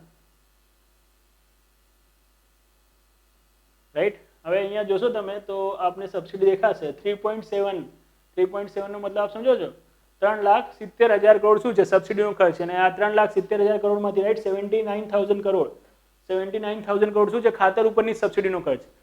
સરકાર જે સબસિડી ખર્ચ કરે છે ને કેન્દ્ર સરકાર સબસિડીને મુખ્યત્વે 3 વસ્તુ ઉપર વધારે ખર્ચ કરે છે. કઈ વસ્તુ ઉપર વધારે ખર્ચ કરે છે? આ યાદ રાખજો, આ ક્રમ ક્યારેક આપણે ઉપયોગી થાય. તો સૌથી વધારે ખર્ચ થાય છે જે સબસિડી થાય છે ખાદ્યાન્ન પદાર્થો ઉપર. કયા પદાર્થો ઉપર? ખાદ્યાન્ન પદાર્થો ઉપર. હા, જેમ કે નેશનલ ફૂડ સિક્યોરિટી મિશન છે, 2 રૂપિયા કિલો ઘઉં, 3 રૂપિયા કિલો ચોખા, હે ને, આખા ભારતની 2/3 પોપ્યુલેશનને. તો બટ ઓબ્વિયસ શું છે, જે MSP છે, મિનિમમ સપોર્ટ પ્રાઇસ, એના ઉપર તો કેન્દ્ર સરકારને પડે છે, એના ઉપર બી નહીં પડતું, એના કરતાં થોડું વધારે પડે છે ને. આપણે ચર્ચા કરીએ છીએ એગ્રીકલ્ચર લેક્ચરમાં, આપણે જોયું છે, રાઈટ? MSP શું છે, સાથે સાથે ઇકોનોમિક પ્રાઇસ શું છે, રાઈટ? ફૂડ સબસિડી શું છે, તો એ બધું આપ જાણો જ છો. તો ખાદ્યાન્ન પદાર્થો શું થઈ રહ્યા છે, ટેકાના ભાવથી થોડા વધારે ભાવ ઉપર કેન્દ્ર સરકારને પડી રહ્યા છે અને આપણે આપી રહ્યા છે 2 રૂપિયા કેજીના હિસાબ. તો બટ ઓબ્વિયસ છે વચ્ચેનો જે શું છે ગેપ છે, કોણ બિયર કરી રહ્યું છે? કેન્દ્ર સરકાર. એ બહુ મોટી સબસિડી છે. તો સૌથી વધારે સબસિડીનો ખર્ચ ક્યાં છે? ખાદ્યાન્ન પદાર્થો ઉપર. એના પછી સેકન્ડ નંબર ઉપર કોણ આવે છે? તો એના ઉપર સેકન્ડ નંબર ઉપર આવે છે પેટ્રોલિયમ અને ખાતર. પેટ્રોલિયમ મતલબ LPG ઉપરની સબસિડી, પછી ખાતર ઉપરની સબસિડી, રાઈટ? આંકડામાં આપ યાદ રાખજો. હવે જો બેઝિકલી આ ખાતર, જેમ કે મેં તમને કીધું ને કે જે સબસિડીનો એક મોટો ખર્ચ છે, 79,000 કરોડ રૂપિયા શું થઈ રહ્યો છે? સબસિડી, ખાતર સબસિડી માટે ખર્ચ થઈ રહ્યા છે. તો આજે ખાતરની સબસિડી આટલી મોટી સરકાર ખર્ચ કરી રહી છે, શું આ અસરકારક રીતે ખેડૂતો ઉપર સુધી પહોંચી રહી છે? DAP ઉપર શું કરી દીધું સરકારે? સબસિડીનો ખર્ચ વધારી તો દીધું, પણ એ સબસિડીનો ખર્ચ વધારવાથી કેન્દ્ર સરકારના શું જે DAP છે, DAPના ભાવને નિયંત્રિત કરી શકાશે? શું એની અસર ખેડૂતો સુધી પહોંચશે? એના ઉપર શું થઈ શકે છે? આપણે કોઈ ક્વેશ્ચન થઈ શકે છે. એની સાથે સાથે જે ખાતર ઉપર સબસિડી આપવાની રીત છે અલગ અલગ, હે ને, એના ઉપર શું થઈ શકે છે? આપણે ક્વેશ્ચન થઈ શકે છે. એમાં કઈ રીત સારી છે કે એમાં કયા સુધારાઓ કરવો જોઈએ, એના ઉપર બી આપણે ક્વેશ્ચન થઈ શકે છે. થઈ શકે છે કે આપણે કોઈ એસે બી લખવું પડી જાય. શું લખવું પડી જાય? આપણે કોઈ એસે બી લખવું પડી જાય કે ભાઈ નરેન્દ્ર મોદીના સમયમાં, હવે આવું તો નહીં લખતા, એવું તો પહેલાના સમયમાં પૂછતા હતા એક્ઝામમાં કે ભાઈ આના સમયમાં આ નહીં પૂછશે, આ રીતે પૂછી શકે છે કે સબસિડી અને ખેડૂત, પછી આગળ કશું બી લખી દે. જેમ કે લોકો તો હવે શું કરે છે, એસેમાં આખું ક્વેશ્ચન જ પૂછે છે. આપણે લાગે છે શું છે જીવનમાં ક્વેશ્ચન છે GS નો, અને એસે નથી, શું છે જીવનમાં ક્વેશ્ચન છે GS નો, આવું પૂછી નાખે છે. બટ એ રીતે આપણે નથી કરતા. ચલો એને કોઈ એસેના ફોર્મમાં કન્વર્ટ કરીએ તો આપણે આ રીતે બી લખી શકીએ છીએ કે કોરોના કાળમાં ખેડૂત માટે સબસિડી યોજનાઓ અને એની ઉપયોગિતા, આ રીતે આપણે એસે બનાવી શકીએ છીએ. 50 માર્કમાં બનાવી શકે છે, 20 માર્કમાં બી બનાવી શકે છે, કોઈ બી માર્કમાં બનાવે. આટલું બધું તમને ખાતરની સબસિડી ઉપર કહી દઈશું ને કે સાયન્સ એન્ડ ટેકનોલોજીનો ક્વેશ્ચન આવે, ઇકોનોમિક્સનો ક્વેશ્ચન આવે, એસે વેસે આવી જાય. ક્યાંક આપણે જીવનમાં શું થઈ જાય, સજેશન પૂછી લે. હવે તો આ લોકો સજેશન બી પૂછે છે. જેમ કે લાસ્ટ ટાઈમ પેપરમાં પત્ર લેખનમાં પૂછી નાખ્યો કે ભાઈ શું કર્યું, બ્રિગેડિયરે હે ને પોસ્ટ આપી હતી 2 લોકોની આર્મીની જ, કે એને પોતાના સબઓર્ડિનેટ્સથી પૂછ્યું કે ભાઈ શું થઈ રહ્યું છે સીમા સુરક્ષા ઉપર જે બધા હુમલાઓ થઈ રહ્યા છે, જે સિક્યુરિટીના લૂપ હોલ્સ છે એને કર્બ કરવા માટે, ટેરરિસ્ટ એટેકને રોકવા માટે કયા કયા શું કરવા જોઈએ, પ્રયત્ન કરવો જોઈએ, તમારા સજેશન્સ મોકલો. આ રીતે તમારા સજેશન્સ માંગી શકે છે કે ભાઈ તમે શું છો, તમે જે શું છે જે ખાદ્યાન્ન વિતરણ વિભાગ છે એમાં કોઈ મોટા અધિકારી છો અને એનાથી શું એના કારણે શું થયું છે, જે આપના ઉપલા અધિકારીઓ છે એના આપથી સજેશન માંગ્યા છે કે ભાઈ કેન્દ્ર સરકાર દ્વારા જે સબસિડી આપવામાં આવે છે ખાતર માટે એ ખેડૂતો સુધી શું નહીં પહોંચી રહી, યોગ્ય રીતે નહીં પહોંચી રહી, તો એ ખેડૂતો સુધી શું થાય, યોગ્ય રીતે પહોંચે અને એની અસરકારકતામાં શું થાય, વધારો થાય. એના માટેના શું કરો, તમારા સુઝાવ મને લખીને મોકલો. આવું બી પૂછી શકે છે. આપને આ યાદ જ રાખજો, ચર્ચાપત્ર છે કે અહેવાલ લેખન છે કે જે બી શું છે પત્ર લેખન છે બધા આવશે ને, આવશે તો કરંટ બેઝ ઉપર જ. આપણા જીએસના સેક્શનમાંથી તમે પત્ર બધું લખીને આવી જશો, જોજો તમે જ્યારે એક્ઝામ આવશો ત્યારે ખબર પડશે. અને હવે જીએસમાં આપણે શું કહી રહ્યા છે, ફૂલ ફ્લેજ ઉતરી ગયા છે, રાઈટ. અત્યાર સુધી આપણે મોકો આપ્યો હતો કે તમે લોકો ગુજરાતી અને ઇંગ્લિશના થોડા લેક્ચરને જોઈ લો, બટ હવે આપણને એવું લાગ્યું છે કે મિતેશ રાજપૂતનું આગમન થવું જરૂરી છે. તો આપની જિંદગીમાં હવે મિતેશ રાજપૂતનું આગમન થયો છે અને આવનારા 10 દિવસમાં તમે જો કે કેટલું સટાસટ શું થાય છે, જીવન આપનું હવે પૂરું થાય છે. જીવન આપનું પૂરું થાય છે હવે એટલે ફટાફટ આપણું સિલેબસ લઈને આગળ વધે છે અને ટુ ધ પોઈન્ટ લઈને આગળ વધે છે. પણ હું તમને એટલું કહીશ કે જેટલા બી લેક્ચર્સ આપણે આપી રહ્યા છે એમાંથી ભલે તમે થોડી વસ્તુઓ શું કરતા હો, જાણતા હો, આપ એ વિચારીને એ છોડી ના દેતા એ લેક્ચરને કે ના આ લેક્ચર હું નહીં જોઉં, બરાબર ને, આ તો હું જાણું છું, એને હેડિંગ ઉપરથી છોડી ના દેતા. એમાં કોઈ ના કોઈ એવી વાત હશે જે આપ નહીં જાણતા હો, અને જો આપ જાણતા બી હશો ને તો 2x ઉપર જોઈ લેજો ને, થોડું સ્પીડઅપ કરીને એક રિવિઝન થઈ જશે. બટ ઓબ્વિયસ યાર આપણે આ વિડીયો કોર્સ બનાવી રહ્યા છે તો એવા વિદ્યાર્થીઓને ધ્યાનમાં રાખીને બનાવી રહ્યા છે જે ફર્સ્ટ વખત તૈયારી કરી રહ્યો છે, એને કશું બી ખ્યાલ નથી હોતો, હે ને. તો એના માટે અમારું ફરજ બને છે કે અમે શું કરીએ, એને જે બેઝિક વાતો છે એ બી બતાવીએ. તો અમે બતાવતા હોઈએ છીએ, પણ જો આપ જાણતા હો તો તમે શું કરી શકો છો, ફાસ્ટ કરીને આપ જોઈ શકો છો, બરાબર. તો દેટ ઇઝ અ થિંગ. જેટલા બી લેક્ચર્સ આપણે ઇકોનોમિકમાં નાખી રહ્યા છે, મારી તમને પોતાની પર્સનલ રિક્વેસ્ટ રહેશે કે એક વખત જરૂરથી જોજો. ભલે એ ખાદ્યનું લેક્ચર હોય કે જાહેર આવકનું લેક્ચર હોય કે પછી જાહેર ખર્ચનું લેક્ચર હોય, બધા લેક્ચર્સ શું છે, બધા લેક્ચર્સ આપણા માટે જીવનમાં ઇમ્પોર્ટન્ટ છે, હે ને. અનનેસેસરી કોઈ વસ્તુ હું કરીશ નહીં, હે ને. મને થોડી મજા આવશે રેકોર્ડ કરીને, આપણા માટે જરૂરી હશે તો આપણે રેકોર્ડ કર્યું હશે, હે ને. તો દેટ ઇઝ અ થિંગ. તો આ હતી આખી વાત આપણી કે ભાઈ સબસિડી આ વખતે કેમ જરૂરી છે. તો એક ક્વેશ્ચન આપણે જેમ કે બતાવ્યું કે ભાઈ સબસિડીના પ્રકારોની ચર્ચા કરીને ખાતર માટે ખાતર ઉપર સરકાર દ્વારા ખર્ચ કરવામાં આવતી સબસિડીને કે ખાતર ઉપર સરકાર દ્વારા ખર્ચ કરવામાં આવી રહેલી સબસિડીની અસરકારતા વધારવા માટેની શું કરું, ચર્ચા કરો.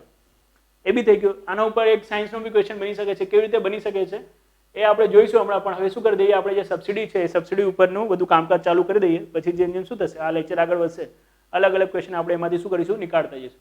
તો જો જે સબસિડી છે, સબસિડીના કેટલા પ્રકાર હોય છે આપને ખબર જ છે, પણ સબસિડીના કેટલા પ્રકાર હોય છે જાણતા પહેલા સૌથી આપણે જાણવું જોઈએ કે ભાઈ સબસિડી કોને કહેવાય છે. તો આવું નહીં લખવાનું કેન્દ્ર સરકાર દ્વારા, કેમ કે રાજ્ય સરકાર બી શું કરે છે, વસ્તુઓ પર સબસિડી આપતી હોય છે. તો આપ લખી શકો છો સરકાર દ્વારા જીવન જરૂરિયાતની વસ્તુઓ પર, સરકાર દ્વારા જીવન જરૂરિયાતની વસ્તુઓ પર જે આર્થિક સહાય આપવામાં આવે છે એને સબસિડી કહેવાય છે, બરાબર. હવે જે જીવન જરૂરિયાતની વસ્તુઓ છે, ઉપયોગી વસ્તુઓ છે, હે ને, ક્યારેક બી લક્ઝુરિયસ વસ્તુઓ પર શું નહીં હોતી, સબસિડી નહીં હોતી કે ઓ માય ગોડ એપલનો આઈફોન બહુ મોંઘો થઈ ગયો છે, સરકાર એપલ 11s પ્રો કયો આવે છે નવો અત્યારે, ઓહો 90,000 મળી રહ્યો છે, અમે નહીં પરવડતું, અમને નહીં લઈ શકતા, આપો અમને આના ઉપર થોડી સબસિડી આપી દો ને અમે એપલ આઈફોન લઈ શકીએ, બરાબર ને. એવું નહીં આપે. સિલિન્ડર છે, ગેસ સિલિન્ડર એ બધાને મળવું જોઈએ, બિયારણ મળવું જોઈએ ખેડૂતોને, ખેતીના સાધનો મળવા જોઈએ, સોલર પેનલ મળવી જોઈએ, છે કે નહીં. આ જે બધી વસ્તુઓ છે, જરૂરી વસ્તુઓ છે, ઉપયોગી વસ્તુઓ છે, જે લોકો સુધી શું નથી, અમુક ગરીબ લોકોની પહોંચ નથી પણ એમના માટે ઉપયોગી છે, એવી જ વસ્તુઓ માટે શું કરે છે, સરકાર આર્થિક સહાય કરે છે. અને સરકારની એ જ આર્થિક સહાયને શું કહે છે આપણે, સબસિડી. હવે એ આર્થિક સહાય સરકાર કયા રૂપમાં કરે છે એના આધારે સબસિડીના બે પ્રકાર બની જાય છે. કેટલા પ્રકાર બની જાય છે? બે પ્રકાર, હે ને. એક પરોક્ષ સબસિડી અને એક થઈ જાય છે જીવનમાં પ્રત્યક્ષ સબસિડી, બરાબર. એક થઈ જાય છે પરોક્ષ સબસિડી અને એક થઈ જાય છે પ્રત્યક્ષ સબસિડી. હવે ક્વેશ્ચન થાય છે પરોક્ષ સબસિડી એટલે શું, પ્રત્યક્ષ સબસિડી એટલે શું? ઇંગ્લિશમાં કહેવાય છે પરોક્ષ સબસિડીને ઇનડાયરેક્ટ સબસિડી. કઈ સબસિડી? Indirect subsidy. અને પ્રત્યક્ષ સબસિડીને શું કહેવાય છે? તો પ્રત્યક્ષ સબસિડીને કહેવાય છે ડાયરેક્ટ સબસિડી. કઈ સબસિડી? ડાયરેક્ટ સબસિડી, બરાબર. હવે જો એક્ઝામમાં આપણે ક્વેશ્ચન આ બી થઈ શકે છે કે સબસિડી શું છે એને સમજાવી, એના પ્રકારોની શું કરો, ચર્ચા કરો, રાઈટ. તો સબસિડી શું છે તો આપણે બતાવી દીધું. હવે એના પ્રકારોની આપણે ચર્ચા કરીએ કે સબસિડીના બે પ્રકાર, પ્રત્યક્ષ સબસિડી અને પરોક્ષ સબસિડી. તો પ્રત્યક્ષ સબસિડી શું છે અને પરોક્ષ સબસિડી શું છે? જો બહુ સિમ્પલ છે, કોઈ ઉત્પાદક છે, એ ઉત્પાદક શું કરે, એ વસ્તુનું ઉત્પાદન કરે, એને ખર્ચ થાય 100 રૂપિયા અને એ પોતાનું પ્રોફિટ વિચારે 100 રૂપિયા અને આ રીતે શું કરે, એ વસ્તુની વેચવાની કિંમત નક્કી કરે 200 રૂપિયા કે ભાઈ 100 રૂપિયા તો મારો ખર્ચ થયો છે અને 100 રૂપિયા મને શું જોઈએ, પ્રોફિટ જોઈએ અને આ રીતે હું શું કરીશ, આ વસ્તુ છે આ 200 રૂપિયામાં વેચીશ. જેવી રીતે આવું નક્કી કરશે અને જો આ શું થઈ, એવી વસ્તુ થઈ જે શું છે ગરીબો માટે બી ઉપયોગી છે ને, જેમ કે સમજો શું થઈ ગયું, ગેસ સિલિન્ડર થઈ ગયો કે બિયારણ થઈ ગયું કે ખાતર થઈ ગયું, કે ખેડૂત ખાતર નહીં નાખશે તો શું થશે, જીવનમાં એનો પાકનું ઉત્પાદન સારું નહીં આવે તો કેન્દ્ર સરકાર એની પાસે આવશે અને આવીને કહેશે કે અલા શું વેચી રહ્યો છે. તો આ વ્યક્તિ તો કેન્દ્ર સરકારને અલા નહીં કહી શકતો, આ સીધું કહેશે સરકાર ખાતર વેચી રહ્યો છે. તો કહેશે કેટલામાં, તો સરકાર આ કહેશે કે 200માં. તો સરકાર કહેશે આ 200માં તું વેચશે તો નાના ખેડૂતો લઈ શકશે નહીં, નાના ખેડૂતોને બી ખાતર લેવું જરૂરી છે, એના માટે એવું કરતું આને 150 રૂપિયામાં વેચ. તો કહેશે સરકાર 150 રૂપિયામાં જો હું વેચીશ તો મારું પ્રોફિટ ખાલી 50 જ રૂપિયામાં આવશે. તો 50 રૂપિયામાં તો ખેડૂતના ખાતર મળી જશે, એના ખેતરનો શું થઈ જશે, ખાડો ખાતરથી પુરાઈ જશે, પણ મારા પેટનો ખાડો કેવી રીતે પુરાશે. તો સરકાર કહેશે એની ચિંતા ના કર, તો ખેડૂતોને શું કરે 150 રૂપિયામાં આપ અને એ 150 રૂપિયા માઇનસ 150 રૂપિયા વેચવા માટે જે તને 50 રૂપિયા માઇનસ કરવું પડે છે ને, એ 50 રૂપિયા કોણ આપી દેશે, હું તને આપી દઈશ, હું તને આપી દઈશ. તો 150 રૂપિયા ગ્રાહક અને 50 રૂપિયા મારાથી, આ રીતે તારા 200 રૂપિયા થઈ જશે. આ પ્રક્રિયાને કહેવાય છે પ્રત્યક્ષ સબસિડી. શું કહેવાય છે આને, પ્રત્યક્ષ સબસિડી, સોરી, આ પ્રક્રિયાને કહેવાય છે પરોક્ષ subsidy, indirect benefit transfer. Indirect benefit ટ્રાન્સફરમાં સરકાર દ્વારા આર્થિક સહાય ઉત્પાદકને કરવામાં આવે છે. કોને કરવામાં આવે છે, ઉત્પાદકને. અને ઉત્પાદક દ્વારા મૂળ કિંમતમાંથી શું કરવામાં આવે છે, એટલી સહાયને બાદ કરી દેવામાં આવે છે, જેના કારણે જે ગ્રાહકો છે ગ્રાહકો માટે અસરકારક કિંમતમાં ઘટાડો થાય છે. આ રીતે અપાતી સબસિડીને કહેવાય છે પરોક્ષ સબસિડી. હવે આ જે પરોક્ષ સબસિડી છે ને, આ જ ઇસ્યુ છે, આ જ જીવનમાં ઇસ્યુ છે. કેવી રીતે ઇસ્યુ છે એ આપણે સમજીએ. જો પરોક્ષ સબસિડી પહેલા ઘણી બધી વસ્તુઓ ઉપર હતી, એને હટાવીને સરકાર શું કરી દીધું છે, એને હટાવીને સરકારે પ્રત્યક્ષ સબસિડીમાં શિફ્ટ કરી દીધું છે. ખાતર છે ને અત્યારે બી પરોક્ષ સબસિડીમાં છે. કેન્દ્ર સરકાર તેના ઉપર શું કરી રહી છે, પરોક્ષ રીતથી સબસિડી આપી રહી છે. અમુક રાજ્ય સરકારોને જે પોતે હેલ્પ કરવાની હોય છે પ્રત્યક્ષ સબસિડીના હિસાબે કરી રહ્યા છે, પણ કેન્દ્ર સરકારની બધી હેલ્પ કેવી છે, પરોક્ષ સબસિડીના સ્વરૂપે જ છે. બરાબર. તો ખાતર જે છે પરોક્ષ સબસિડીની અંદર અત્યારે છે, એના કારણે ખાતરનું જે શું અસરકારકતા છે ખાતરની સબસિડીની એટલી બધી નથી. અસરકારકતા વધી જશે જો ખાતરની બી સબસિડી શું થઈ જાય, પ્રત્યક્ષ સ્વરૂપમાં ટ્રાન્સફર થઈ જાય. તો એટલા જ માટે આપણે આ ખાતર ઉપર ક્વેશ્ચન પૂછી શકે છે, રાઈટ. પણ એ ક્વેશ્ચનને આપ એડ્રેસ કરી શકશો સારી રીતે જ્યારે આ પરોક્ષ સબસિડી અને પ્રત્યક્ષ સબસિડી બંનેના પોઝિટિવ નેગેટિવ્સને શું કરતા હો, સમજતા હો. જેમ કે આ પરોક્ષ સબસિડી મેં તમને કીધું ને, પહેલા તો આ જ રીતથી બધાને સબસિડી આપવામાં આવતી હતી.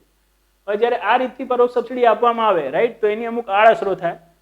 એ આડઅસરો કેવી રીતે શું કરાય છે, જે પ્રત્યક્ષ સબસિડી છે એ એના દ્વારા રોકી શકાય છે, એ સમજવા માટે આપણે તમને પહેલા પ્રત્યક્ષ સબસિડીની ડેફિનેશન આપી દઈએ, પછી બંનેની કમ્પેરિઝનથી શું બતાવીશું, તમને પોઝિટિવ નેગેટિવ અસર એક સાથે બતાવી દઈશું. કેમ કે બટ ઓબ્વિયસ છે, જે આના નેગેટિવ્સ હશે એને શું કરશે, આ રોકી દેશે, તો આની શું બની જશે, પોઝિટિવ બની જશે. તો અલગ અલગ કરવાની જરૂર નથી, એકના નેગેટિવ આપ જાણો તો બટ ઓબ્વિયસ છે, એ નેગેટિવને શું કરશે, આ પોઝિટિવમાં ફેરવી દેશે. બરાબર. હવે જો પ્રત્યક્ષ સબસિડી છે આ શું છે, તો બહુ સિમ્પલ છે કે જ્યારે આ 200 રૂપિયામાં શું હોય, એને વેચવાનું હોય. બરાબર છે ને, જે બી ઉત્પાદક છે, જેમ કે આ ખાતરનું ઉત્પાદક છે, અને 200 રૂપિયામાં જ વેચવાનું હોય, તો કેન્દ્ર સરકાર એને કહે છે કે ભાઈ જા તું શું કર, માર્કેટમાં 200 રૂપિયામાં જ વેચ.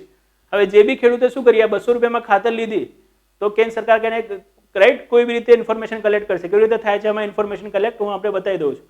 સરકાર પાસે ઇન્ફોર્મેશન આવશે કે ભાઈ શું થઈ ગયું, આ ખેડૂતે 200 રૂપિયાનું ખાતર ખરીદ્યું છે, તો કેન્દ્ર સરકાર કહેશે કે આપણે ખેડૂતોને શું કરવાની છે, 50 રૂપિયાની મદદ કરવાની છે. તો જેટલા લોકોએ બી ખાતર ખરીદ્યું છે એના એકાઉન્ટમાં શું કરો, 50 રૂપિયા જમા કરી દો. તો ભલે ખેડૂતે શું કર્યું છે, 200 રૂપિયામાં ખાતર ખરીદ્યું છે, પણ 50 રૂપિયા શું આવી ગયા, એના એકાઉન્ટમાં રિટર્ન આવી ગયા કે નહીં. તો એના માટે અસરકારક કિંમત શું થઈ, તો એના માટે અસરકારક કિંમત તો 150 રૂપિયા થઈ. અને આ રીતે જ્યારે શું કરે કેન્દ્ર સરકાર દ્વારા જે ગ્રાહકો છે, ગ્રાહકોને સીધી સહાય કરવામાં આવે, ત્યારે એ પ્રકારની અપાતી સબસિડીને શું કહેવાય છે, એ પ્રકારની અપાતી સબસિડીને કહેવાય છે પ્રત્યક્ષ સબસિડી. તો હોપસો હવે તમે પ્રત્યક્ષ સબસિડી અને પરોક્ષ સબસિડીના અંતરને સમજી ગયા હશો. તો હવે પ્રત્યક્ષ સબસિડી અને પરોક્ષ સબસિડીને જાણ્યા બાદ, સમજ્યા બાદ કે ભાઈ પ્રત્યક્ષ સબસિડી શું છે, પરોક્ષ સબસિડી શું છે, અને સમજ્યા બાદ એની આડઅસરોને જોઈ લઈએ અને જોઈએ કે ભાઈ કઈ સબસિડી વધારે ઇમ્પોર્ટન્ટ છે. તો જો બેઝિકલી જે પરોક્ષ સબસિડી છે, પરોક્ષ સબસિડી છે ને એની આડઅસરો વધારે છે અને એની આડઅસરોને રોકે છે પ્રત્યક્ષ સબસિડી. હે ને, આપણે ક્યારેક બી પૂછવામાં આવે કે કયો સ્વરૂપ સબસિડીનો વધારે સારો છે, તો પ્રત્યક્ષ સબસિડી વધારે સારી છે. કેમ કે જે પરોક્ષ સબસિડી હોય છે ને એના અમુક પ્રોબ્લેમ્સ હોય છે. હે ને, જેમ કે સૌથી પહેલો પ્રોબ્લેમ હોય છે કે ભૈયા સબસિડી લીકેજ બહુ વધારે છે. શું વધારે છે? Subsidy leakage. સબસિડીની ચોરી થઈ જાય છે અહીંયા, સબસિડી લીકેજ બહુ વધારે છે. What is subsidy leakage? તો બહુ સિમ્પલ છે. જેમ કે કોઈ બી ઉત્પાદક છે, જ્યારે ઉત્પાદકને શું કરવામાં આવે? સબસિડીના પૈસા આપવામાં આવે તો એ શું કરે છે? વસ્તુની કિંમતમાંથી એ સબસિડીના પૈસા વાત કરીને માર્કેટ રેટ જે એકચ્યુઅલ હોવું જોઈએ એનાથી ઓછી કિંમતે શું કરે છે? વસ્તુનું વેચાણ કરે છે. હવે જ્યારે વસ્તુનું વેચાણ એની ઓરિજિનલ કિંમત કરતાં ઓછી કિંમતથી હોય તો બટ ઓબ્વિયસ છે જે એ વસ્તુ છે વસ્તુનો બ્લેક માર્કેટિંગ થવાની સંભાવના વધી જાય. હે ને? જેમ કે એલપીજી સિલિન્ડર છે, એલપીજી સિલિન્ડર હવે જે ગેસ એજન્સીવાળો વેચે એ પહેલા 400 રૂપિયામાં વેચે. કેમ? કેમ કે ભાઈ જે ઉત્પાદક છે ઉત્પાદકને શું મળે? એને સમજો 250 રૂપિયા સબસિડી મળે. તો ભલે ઉત્પાદકને શું થતું હોય 650 પડતું હોય પણ એ કેટલામાં વેચે? 400 વેચે. હવે એની સાથે સાથે ઇન્ડસ્ટ્રીયલ યુઝ માટે શું આવે? વિધાઉટ સબસિડી વાળો સિલિન્ડર આવે.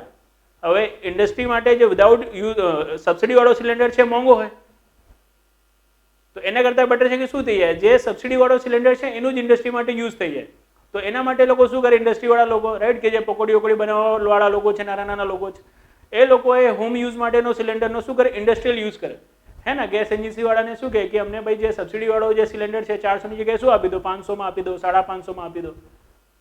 તો હવે ગેસ એજન્સી વાળાને તો શું પડી રહ્યું છે? 400 જ પડી રહ્યો છે. પણ એ આપે છે આપને કેટલામાં? 550 અને કહે છે કેમ? કેમ કે ભાઈ આ બ્લેકમાં છે. હવે એકચ્યુઅલ શું થાય છે કે એ સબસિડી તો શું કરી? એને 250 રૂપિયા વસ્તુ ઉપર લીધી, સિલિન્ડર ઉપર લીધી, પણ એકચ્યુઅલમાં આપને ટ્રાન્સફર કેટલું થયું? તો આપને ઇફેક્ટિવ ટ્રાન્સફર તો 100 જ રૂપિયા થયું. કેમ કે આપને વેચ્યું કેટલામાં? એ લોકોએ 550 વેચ્યું. હે ને? That is subsidy leakage. એક આ રીતે લીકેજ થાય છે. બીજું લીકેજ સીધું આ રીતે થાય છે કે ભાઈ એ લોકો શું કરે? જે સબસિડી વાળો સિલિન્ડર છે એને વધારે કિંમતમાં વેચે કે ભાઈ 21 દિવસથી પહેલા નોંધાયું છે તો તમને શું મળી જશે? બ્લેકમાં મળી જશે. રાઈટ? આપો 800 રૂપિયા આપો. એ બી એક પ્રકારનું શું છે? Subsidy leakage. કે ભાઈ ઉત્પાદકને જેટલા રૂપિયા શું થઈ રહ્યા છે? સબસિડીના મળી રહ્યા છે. રાઈટ? એ સબસિડીને શું નહીં કરતો? એ આખું ગ્રાહકો સુધી ટ્રાન્સફર નથી કરતો. રાઈટ? એ જે સબસિડાઇઝ રેટવાળી શું છે વસ્તુઓ છે એને શું કરે છે? બ્લેક કરી દે છે, બ્લેક માર્કેટમાં વેચી દે છે. That is known as subsidy leakage. તો આમાં સબસિડી લીકેજ વધારે હોય છે. હવે આ સબસિડી લીકેજ છે ને પ્રત્યેક સબસિડીમાં રોકાઈ જાય છે. કેવી રીતે રોકાઈ જાય છે? તો પ્રત્યેક સબસિડીમાં શું થઈ રહ્યા છે? ભાઈ આપણે એકાઉન્ટમાં પૈસા આવી રહ્યા છે. હે ને? કોઈ બી વ્યક્તિ હોય શું થશે? જ્યારે સિલિન્ડર લેશે તેને માર્કેટ પ્રાઇસમાં જ મળશે. માર્કેટ પ્રાઇસમાં લીધું જ તો બટ ઓબ્વિયસ શું થશે? જે ઉત્પાદક છે ઉત્પાદકને કોઈ સબસિડી સરકાર દ્વારા આપવામાં આવશે નહીં. હે ને? તમે માર્કેટ પ્રાઇસ ઉપર લઈને આવ્યા તો આપને મોંઘું લાગશે, પણ આપને લાગશે કે ભાઈ 700 રૂપિયામાં સિલિન્ડર લઈને આવ્યો તો આગલા દિવસ શું થઈ ગયું? મારા જે એકાઉન્ટ છે એકાઉન્ટમાં 250 રૂપિયા પાછા આવી ગયા. તો મારા માટે ઇફેક્ટિવ પ્રાઇસ તો શું થઈ? 450 જ થઈ. અને એ 250 રૂપિયા કોના લોકોમાં ગયા હશે? તો એ જ લોકોમાં ગયા હશે જે લોકોએ શું કર્યું છે? સિલિન્ડરને પરચેસ કર્યો છે. વચ્ચે ઉત્પાદક આ પૈસાની ચોરી કરી શકતો નથી. એટલા માટે અહીંયા સબસિડી લીકેજ શું થાય છે? ઓછું થઈ જાય છે. એના કારણે પ્રત્યેક સબસિડી શું છે? સારી છે. એનાથી કેન્દ્ર સરકારનો સબસિડીનો ખર્ચ ઘટી જાય છે. રાઈટ? કેમ? કેમ કે સબસિડી લીકેજ શું થઈ જાય છે? ઓછું થઈ જાય છે. પહેલો બેનિફિટ. બીજો બેનિફિટ છે કે ભાઈ જે સબસિડી ડુપ્લિકેશન છે, સબસિડી ડુપ્લિકેશનને રોકી શકાય છે. જેમ કે પરોક્ષ સબસિડી છે, પરોક્ષ સબસિડીમાં શું થાય છે? સબસિડીનો દોહરીકરણ થાય છે. હવે સબસિડીનું દોહરીકરણ શું છે? તો બહુ સિમ્પલ છે. એક જ વ્યક્તિ બાર શું કરે? સબસિડીનો ઉપયોગ કરી લે. હે ને? જેમ કે અત્યારે ખાતરમાં થઈ રહ્યું છે. ખાતરમાં કોઈ શું નહીં લગાવ્યું? સરકારે અપર કેપ લિમિટ નથી લગાવી કે ભાઈ આપ આટલી જ ખાતર ખરીદી શકો છો. એક કીધું છે કે ભાઈ એક સમયમાં આપ 100 બેગ યુરિયા ખરીદી શકો છો. મતલબ એક સમય જાઓ તો 100 બોરી યુરિયા ખરીદી શકો છો. એ વ્યક્તિને 100 બોરી કરતાં વધારે યુરિયા નહીં આપે, પણ હા એ જ વ્યક્તિ બીજા દિવસે જઈને ફરી 100 બોરી ખરીદી શકે છે. ત્રીજા દિવસે જઈને ફરી 100 બોરી ખરીદી શકે છે. આ રીતે છે. ખ્યાલ આવી ને? આપણે તો બાર એક જ વ્યક્તિ શું કરી રહ્યો છે? બધી સબસિડી વાળી વસ્તુનો યુઝ કરી રહ્યો છે. પોતાના કરતાં વધારે, પોતાની જરૂરત કરતાં વધારે લઈ લે છે, પછી એને બ્લેક કરે છે. હા, જેમ કે પહેલા એ જ હતું. લોકો શું કરે? 2-2 3-3 જગ્યાએ ગેસ એજન્સીમાં સિલિન્ડર લે. રાઈટ? 2-2 3-3 ગેસ એજન્સીમાં શું હોય? ચોપડી ચાલતી હોય, નોંધણી હોય. તો 3 ગેસ એજન્સીથી 3 સિલિન્ડર મળે, 3 સબસિડી વાળા મળે, પણ પોતે એક યુઝ કરે, બીજા 2 શું કરી દે? બ્લેક કરી દે. તો એક જ વ્યક્તિ શું કરી રહ્યો છે? બધી સબસિડીનો ઉપયોગ કરી રહ્યો છે અને એ વસ્તુને, સબસિડી વાળી વસ્તુને શું કરી રહ્યો છે? બ્લેક કરી રહ્યો છે. પણ જ્યારે શું આવશે? પ્રત્યક્ષ સબસિડી આવશે ત્યારે એવું નહીં થાય. કેમ એવું નહીં થાય? કેમ કે શું થશે? જે ગ્રાહક છે, ગ્રાહક આઈડેન્ટિફાઈ થઈ જશે. ભાઈ આપના એકાઉન્ટમાં શું આવે છે? પૈસા આવે છે. કેવી રીતે? તો આપનો આધાર કાર્ડ જે એકાઉન્ટથી લિંક છે એ જ એકાઉન્ટમાં આવશે. રાઈટ? અને આપનો એ બેંક એકાઉન્ટ નંબર શું હોવો જોઈએ? આપના ગેસવાળા નંબરની જોડે લિંક હોવું જોઈએ. હવે જ્યારે તમે શું કરો છો? એ ગેસ એકાઉન્ટવાળા નંબરથી શું કરો છો? સિલિન્ડર મંગાવો છો તો એના શું થઈ ગયા? સબસિડીના પૈસા તો આપના આધાર કાર્ડના આધારે પંચ થઈ ગયા. હે ને? PMFS પોર્ટલથી. Right? That is public finance management system portal, જેનાથી શું થાય છે? સબસિડી ટ્રાન્સફર થાય છે. હવે બીજા 2 ગેસ એજન્સીથી શું કરશો? આ બાટલા મંગાવશો તો આપના આધાર કાર્ડ ઉપર તો શું થઈ ગયું છે? આ મહિનાની સબસિડીનું પંચિંગ થઈ ગયું છે ને? તો બીજા 2 શું થશે? જે એજન્સીથી આપ મંગાવશો એમાં આપને શું નહીં થાય? જે સબસિડીનો લાભ છે સબસિડીનો લાભ નહીં મળે. તો એને જ કહેવાય છે જે સબસિડીનું શું છે? દોહરીકરણ છે, રોકાઈ જશે. રાઈટ? સબસિડીનું ડુપ્લિકેશન રોકાઈ જાય છે. એક જ વ્યક્તિ બાર સબસિડીનો લાભ નહીં લઈ શકતો. ત્રીજું બેનિફિટ શું છે પ્રત્યક્ષ સબસિડીનો? ત્રીજું બેનિફિટ આ છે કે ભાઈ જે બેનિફિશરીઝ છે હે ને એને ઓળખી શકાય છે. મતલબ જે હિતધારક સમૂહ છે કે જેને આપણને લાભ પહોંચાડવું છે એને આપણે ઓળખી શકીએ છીએ હે ને. You can identify the stack holders. એટલે એમ કે પરોક્ષ સબસિડીમાં કેવું હોય કે ભાઈ અત્યારે બી જેમ કે ખાતર છે, ખાતરમાં શું જ પ્રોબ્લેમ આજ ખેડૂત નાનો ખેડૂત હોય કે મોટો ખેડૂત હોય બધાને શું થઈ રહ્યું છે, સબસિડાઇઝ જે ખાતર છે સબસિડાઇઝ ખાતર જઈ રહ્યું છે. જે મોટા મોટા ખેડૂત છે જેની પાસે 100 વીઘા જમીન છે, 150 વીઘા જમીન છે, એ તો શું કરી શકે છે, નોન સબસિડાઇઝ ખાતર લઈ શકે છે ને, માર્કેટ પ્રાઇસ વાળો ખાતર લઈ શકે છે. એમાં સરકારને શું નથી કરવાનું, બર્ડન લેવાની જરૂર નથી. પણ શું નહીં શકતું, પરોક્ષ સબસિડીમાં જે રિટેલર વેચી રહ્યો છે ખાતર એ તો ઓળખી નહીં શકતો કે આ નાનો ખેડૂત છે, આ મોટો ખેડૂત છે, આને સબસિડી વાળો આપવું, આને વગર સબસિડી વાળો આપવું. આવું તો કશું થશે નહીં. રિટેલર તો શું કરી રહ્યો છે, બધાને એક જ સમાન ગ્રાહક સમજીને બધાને વેચી રહ્યો છે. પણ જ્યારે પ્રત્યક્ષ સબસિડીની વાત આવે છે ત્યારે એવું નહીં હોતું. કેમ કે રિટેલર જે છે, રિટેલર એ સબસિડી વાળો, નોન સબસિડી વાળો, કોને સબસિડી વાળો આપવું, કોને નોન સબસિડી વાળો આપવું, એવું એને ડિસાઇડ નહીં કરવાનું. એને તો શું કરવાનું છે, બધું માર્કેટ રેટ ઉપર જ વેચવાનું છે. બધાને ખાતર એક જ ભાવથી આપશે. કયા ભાવથી? તો માર્કેટ રેટ. પછી જે ગવર્મેન્ટ છે, ગવર્મેન્ટ આઈડેન્ટિફાઈ કરશે કોણ કોણ નાના નાના ખેડૂત છે, અને જે લોકો નાના ખેડૂત છે એના જ એકાઉન્ટમાં શું થશે, પૈસા જશે. તો એનાથી શું થશે, જે સબસિડી છે સબસિડીની ઉપયોગિતામાં વધારે થશે. એના જેને જરૂરિયાત છે એને શું થશે, સબસિડીનો લાભ થશે. તો દેટ ઇઝ ધ થિંગ. એના જે સ્ટેક હોલ્ડર છે, હિતધારક સમૂહ છે, ત્યાં સુધી શું થાય છે, સબસિડીને પહોંચી શકાય છે. બિનજરૂરી જે લોકોની સબસિડીથી દૂર કરી શકાય છે. એનાથી સબસિડીની અસરકારકતામાં શું થાય છે, વધારો થાય છે. રાઈટ. તો આ રીતે જે પ્રત્યક્ષ સબસિડી છે, પ્રત્યક્ષ સબસિડી શું હોય છે, પરોક્ષ સબસિડી કરતાં વધારે સારી હોય છે. એના કારણે સરકારે શું કરી, એલપીજી ઉપરની જે પરોક્ષ સબસિડી છે બંધ કરી દીધી અને પ્રત્યક્ષ સબસિડી ઉપર લાવી આવ્યા. હવે એ વાત જુદી છે કે હવે ધીમે ધીમે પ્રત્યક્ષ સબસિડી બી બંધ કરી દીધી અને માર્કેટ પ્રાઇસ ઉપર જ આપ શું કરી રહ્યા છો, ઉપાડી રહ્યા છો. રાઈટ. તો દેટ ઇઝ ધ થિંગ. આ હતી સબસિડીની વાત કે ભાઈ સબસિડીના કેટલા પ્રકાર છે. હવે વાત કરીએ આપણે સબસિડીને લઈને કરંટ મુદ્દાની. આટલું તો તમને સબસિડી વિશે જાણવું જ જોઈએ. હવે આટલું જાણવા પછી હવે જાણીએ આપણે ખાતર, કે ભાઈ ખાતર ઉપર કેવી રીતે સબસિડી ચાલે છે અને ખાતરમાં આપવાની સબસિડી આપવાની શું છે, કઈ કઈ પદ્ધતિ છે. અને અત્યારે ડીએપી ઉપર એમને શું કર્યું છે, સબસિડી વધાર્યો છે. તો શું યુરિયા ઉપર બી વધારવી જોઈએ હતી? યુરિયા માટે તો શું નહીં કર્યું, એમને કોઈ એનાઉન્સ નહીં કર્યો. કેમ એનાઉન્સ નહીં કર્યો, શું એનાઉન્સ કરવાની કોઈ જરૂર છે બી કે નહીં, રાઈટ? એ બધું શું કરીએ આપણે જોઈએ. તો આવો જોઈ લઈએ. જો બહુ સિમ્પલ છે, શું છે જીવનમાં સિમ્પલ છે. જેમ કે આપણે ખાતર વિશે ખબર હોય તો જે ખેડૂત છે, ખેડૂતના ખેતરમાં જો પોષક તત્વો શું હોય છે, ઓછા હોય છે, તો એ પોષક તત્વોની પૂર્તિ એ ખાતરથી કરે છે. અને સામાન્યતઃ 3 પોષક તત્વોની પૂર્તિ માટે શું કરે છે, ખાતરનો ઉપયોગ કરે છે. 3 પોષક તત્વો કયા છે? તો એ 3 પોષક તત્વો છે NPK, હે ને, નાઇટ્રોજન, ફોસ્ફરસ અને પોટેશિયમ. નાઇટ્રોજન, ફોસ્ફરસ અને પોટેશિયમ. જે છોડ છે, છોડને નાઇટ્રોજન મળે એના માટે એમાં નાખે છે યુરિયા. જે છોડ છે, છોડને ફોસ્ફરસ મળે એના માટે એમાં નાખે છે ડીએપી, હે ને, ડીએપી એટલે ડાય અમોનિયમ ફોસ્ફેટ.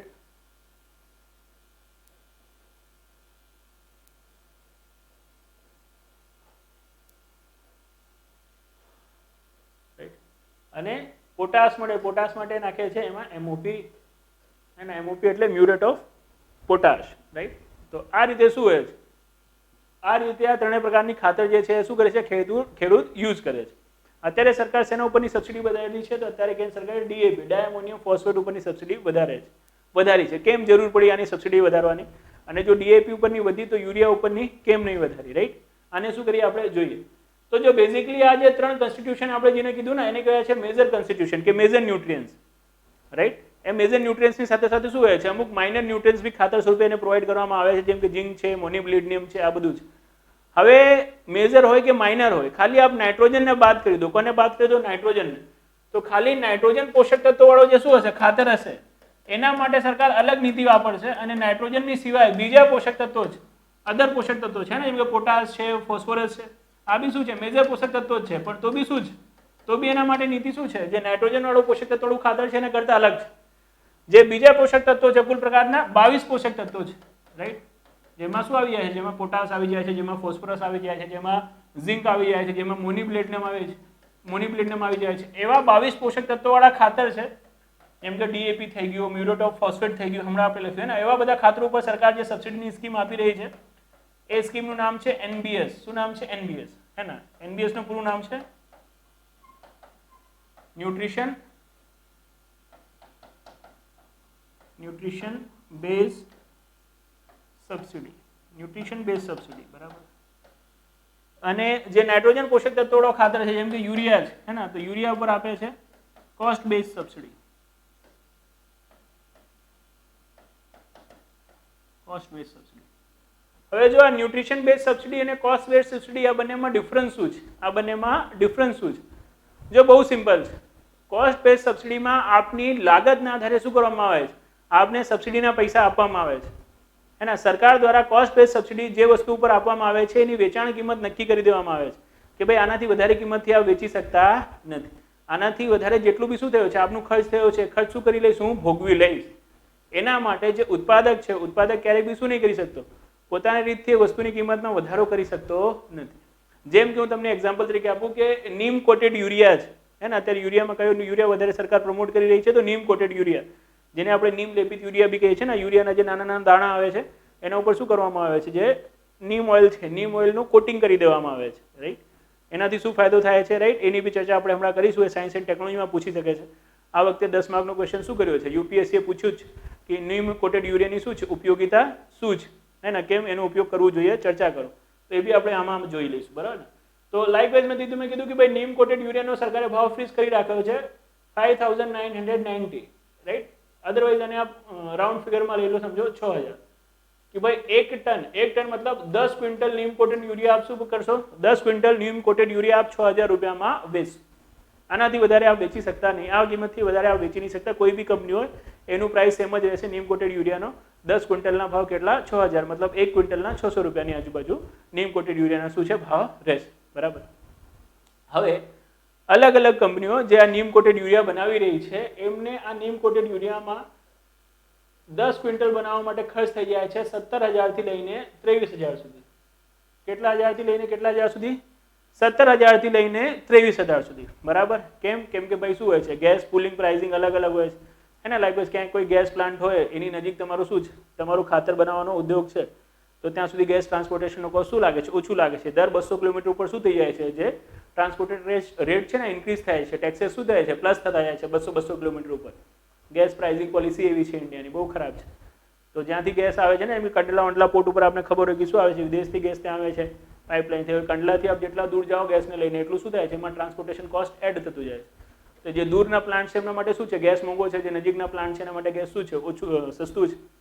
એની સાથે શું હોય છે? દરેક જે કંપની હોય છે એમની પોતાની એફિકેસી હોય છે, એમના જે વર્કર છે એમની પોતાની એફિકેસી હોય છે. રો મટીરિયલ અલગ અલગ જગ્યાથી મંગાવે છે, તો કોઈને મોંઘું મળી જાય છે, કોઈને શું મળી જાય છે? સસ્તું મળી જાય છે. તો એના આધારે શું થાય છે? કોસ્ટ વેરિએશન આવે છે અલગ અલગ કંપનીમાં. કોસ્ટ વેરિએશન કશું બી આવે એ લોકો પ્રાઇસ વેરિએશન કરી શકતા નહીં. પ્રાઇસ તો ફિક્સ જ છે. તો હવે એનું ભાર કોણ ઉપાડશે? તો એનું ભાર ઉપાડે છે કોણ? સીધું કેન્દ્ર સરકાર. કેન્દ્ર સરકાર સીધું પૂછે કે બોલો ભાઈ તમને કેટલામાં ખર્ચ પડી રહ્યો છે? તો કહે છે 17,000નો ખર્ચ પડી રહ્યો છે. તો કહે છે ઓકે 17,000 માંથી 6,000 તો શું કરી દીધું? તમે ખેડૂતથી લઈ લીધું, લો 11,000 અમારાથી જીવનમાં લઈ લો. ચલ ભાઈ તું બોલ તને કેટલું ખર્ચ પડી રહ્યો છે? કે મને 23,000 ખર્ચ પડી રહ્યો છે. ઓકે, તો 23,000 માંથી તો 6,000 તે ખેડૂતથી લઈ લીધું, તો લે જીવનમાં 17,000 શું કરી લે? મારાથી લઈ લે. આ રીતે જેટલું 6,000 કરતા વધારેનો ખર્ચ હશે બધું શું કરી લેશે? આપને કેન્દ્ર સરકાર ભોગવી લેશે. એને જ કહે છે કોસ્ટ બેઝ સબસિડી. જેટલું આપની લાગત વધતી જશે એટલું જ આપના માટે શું થાય છે? જે સબસિડી છે સબસિડીનું પ્રમાણ વધતું જાય છે. આ કોસ્ટ બેઝ સબસિડીને શું છે? પોતાના આડઅસર બી છે, પોતાની આડઅસર બી છે. પહેલી આડઅસર આ છે કે ભાઈ જે કંપની છે એ કંપનીની એફિશિયન્સીમાં ઘટાડો થાય છે. કંપની શું નથી કરતી? કંપની ઉત્પાદન પ્રક્રિયાને સુધારવાની કોઈ કોશિશ નથી કરતી. કેમ? કેમ એ ખર્ચ કેટલું બી વધારે થાય શું થવાનો છે? બધું વધારાનો ખર્ચ જે કંપનીઓ છે કંપનીઓને સરકાર દ્વારા મળી જવાનો છે. તો ટેકનોલોજીકલ અપગ્રેડેશન જે થવું જોઈએ એ અપગ્રેડેશન થતું નથી. એની સાથે સાથે યુરિયા છે, યુરિયાનો પ્રાઇસ ફિક્સ થવાના કારણે, યુરિયા ઉપર હેવી સબસિડી આપવાના કારણે જે ખેડૂતો છે ખેડૂતો દ્વારા શું થાય છે? જે યુરિયા છે યુરિયાનો બહુ વધારે ઉપયોગ થાય છે અને એના કારણે જે 4:2:1 નો રેશિયો હતો, હે ને? એનપીકે નો રેશિયો શું છે? 4:2:1 કે ભાઈ 4 કિલો જો યુરિયા નાખો છો તો 2 કિલો ફોસ્ફરસ નાખો અને 1 કિલો પોટાશ નાખો. એની જગ્યા શું થાય છે? આ જે રેશિયો છે ચેન્જ થઈ જાય છે. યુરિયાનો ઉપયોગ વધારે કરે છે ખેડૂત કેમ કે આ સસ્તું છે, કેમ કે આમાં પ્રાઇસ ફિક્સ અને પહેલા બંનેમાં પ્રાઇસ ફિક્સ નથી. એમાં ન્યુટ્રિશન બેઝ સબસિડી છે. શું છે હમણાં બતાવીશું. તો આ રેશિયો ઓલમોસ્ટ ચેન્જ કરી નાખો. શું કરી નાખે છે? 8:2:1 કરી નાખે. તો અત્યાધિક શું થાય છે? યુરિયાનો ઉપયોગ થાય છે જેના કારણે પાણી છે પાણી પ્રદૂષિત થાય છે, હે ને? હવે જો આ પાણી કેવી રીતે પ્રદૂષિત થાય છે, જમીન કેવી રીતે પ્રદૂષિત થાય છે, યુરિયાનો પ્રોપર ઉપયોગ કેવી રીતે નહીં થતો અને નીમ કોટેડ યુરિયા આ બધાને કેવી રીતે રોકી લે છે, આ આપ શું કરો? આ આપ અહીંયા સમજી લો. એક ક્વેશ્ચન આપ સમજી લો. અહીંયા એક ક્વેશ્ચન આપ સમજી લો યુરિયા ઉપરનો. હવે લાગે છે કોસ્ટ બેઝ સબસિડી તો આપ સમજી જ ગયા હશો. હમણાં ન્યુટ્રિશન બેઝ સબસિડી આપણે બતાવીશું, પણ આપણે આ જોઈ લેવાનો છે નીમ કોટેડ યુરિયા.